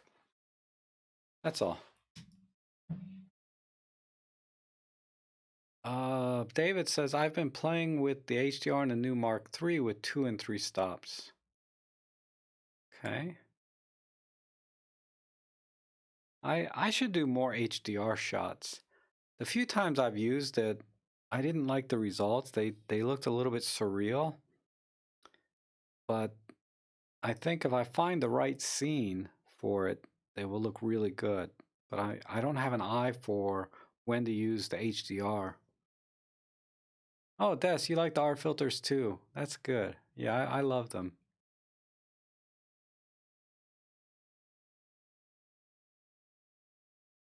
Ooh, it's 6:30. Man, there's still a lot of people here, though. I mean, it's not like 100 people. It's 60 of you, though. That's pretty awesome. But I should end it here soon. The EM10 Mark II and play with art bracketing. Yes, definitely play with art bracketing. And then that, like I said, that's how I got a feel for which filters work with which kind of scenes over time. Uh, I look at the world very differently. I look at the world through an art filter now, right? Every time I look at something. Ibadan says, did a handheld high-res shot the other night and the EM1 Mark III shot at ISO 800? Yes. 1/4 of a second. I know, it's amazing. You get really crystal clear shots. With handheld high-res shot, even at higher ISOs, because it's stacking all the images. And I did a few shots with it, but I want to do a lot more with the handheld high-res shot. I just need to go out at night, and it's almost warm enough for me to go out at night now. I don't think it's going to get below freezing tonight, so if I'm up to it, I might go out tonight. But what is today? Today's Thursday, so maybe we'll see. I got a train thing I'm going to go to tomorrow, so maybe not. I did HDR all the time on my 7D Mark II, and it was limited compared to the Olympus. Yeah. The HDR features on the camera, if you're talking about just the bracketing part, is pretty comprehensive. And like I said, it's not something I've got an eye for yet.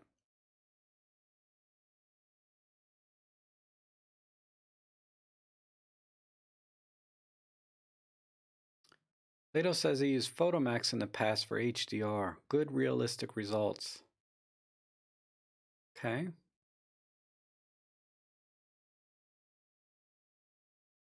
Al Bundy says Topaz noise reduction is amazing. You know, I just downloaded the trial for that and I wasn't really impressed. Um, I might do a video on it. I mean, it was impressive on some images. I was like, wow, how did it do that, right? And when I say I'm not impressed, what I mean is I was able to process the image myself with almost the same results uh, by recovering the detail and reducing the noise.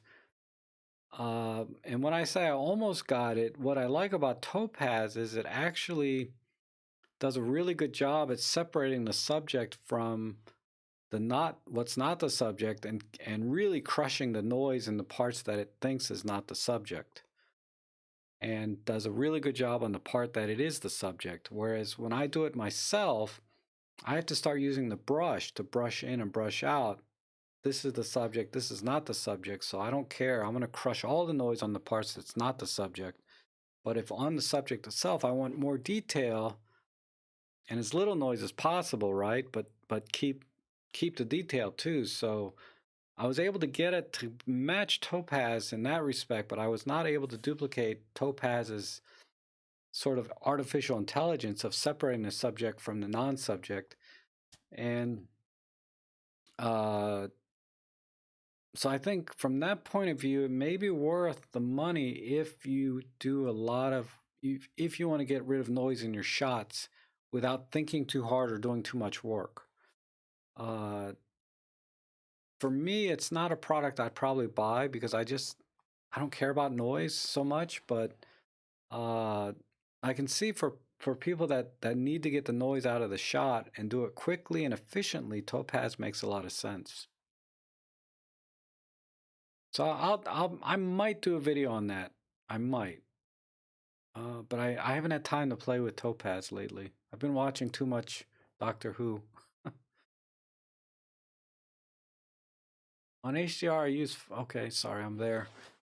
But yeah, it is pretty cool, Topaz. Kosov says, I guess a lot of people using JPEG art filters or scene modes from time to time, but people fears to think that they use it or not. Enthusiasts, oh. So they're sort of in the closet art filter users, huh?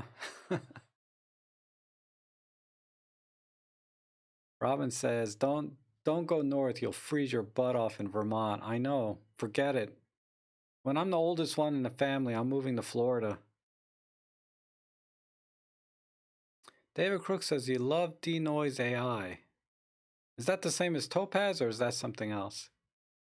Okay, Larry, how are you? You have to go already. You've been here the whole time and didn't say anything. All right, we'll see you later, though. Thanks for coming in. Al Bundy.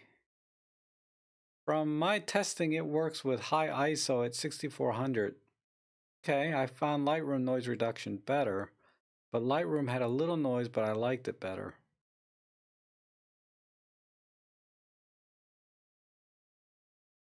Okay, so at 6400, you think Topaz did better? All right, I'll try it. Like I said, I only played with it for about 10 minutes after I installed it. Well, maybe an hour, because I did really try to fix an image and then compare it to what I could do. I'll look into it. If I really get into it, I'll make a video. If not, I'll just pass. So David, you also use it at ISO 6400. Okay, I don't think the image I had was at ISO 6400.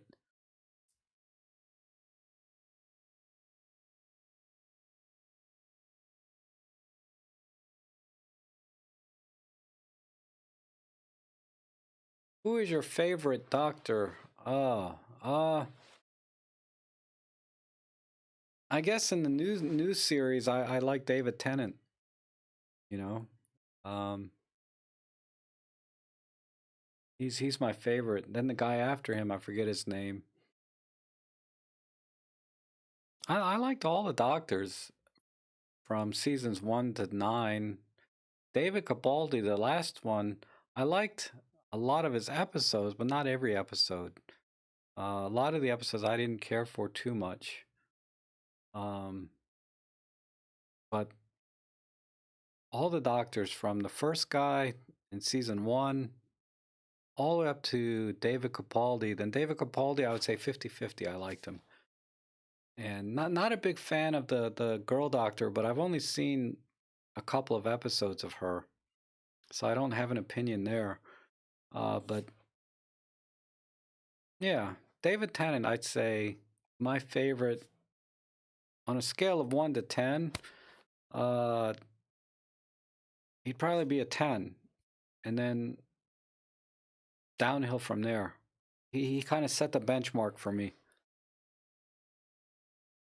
Okay, good night, Arthur.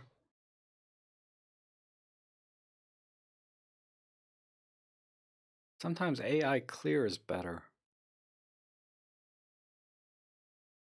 Al's used it on ISO images 12,800 and it was amazing. Yeah, I haven't, like I said, I haven't tried it that much.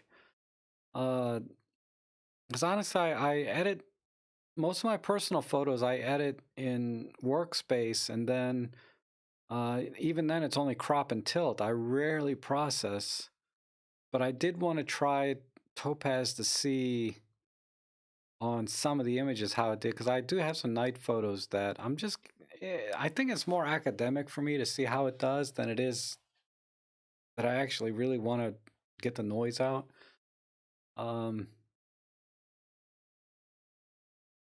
But we'll see. Like I said, I just noise doesn't bother me at all because I'm not getting paid for any of the work that I do on this photo walks and stuff, right?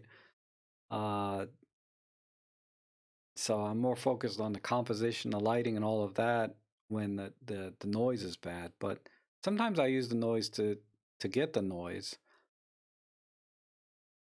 But if I kept missing shots, right, because of high ISO, I would definitely consider looking at Topaz. But I was able to. I don't know. I don't want to say anymore till I work with it more.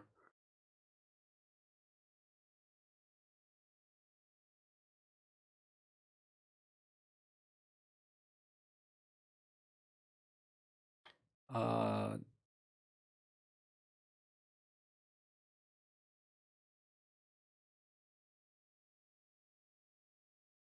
hmm. Yes, Kostov, that's true. You've been taking your old images from 4 or 5 years ago and using them and editing them in the new software to see if you can get better results. I'm sure you can. If you're working with raw files, definitely.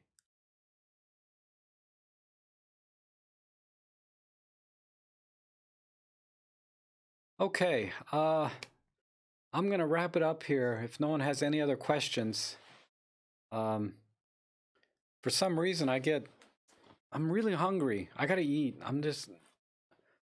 Somehow I get famished instantly. You know, I start thinking about food and like 30 seconds later, I'm famished. Oh, hey, Serge, how are you? Hi, Rob. What are you using for editing for your Fuji RAW? I heard Capture is better than Lightroom. What do you think? I haven't used my Fuji much at all, so I don't have an opinion. Uh,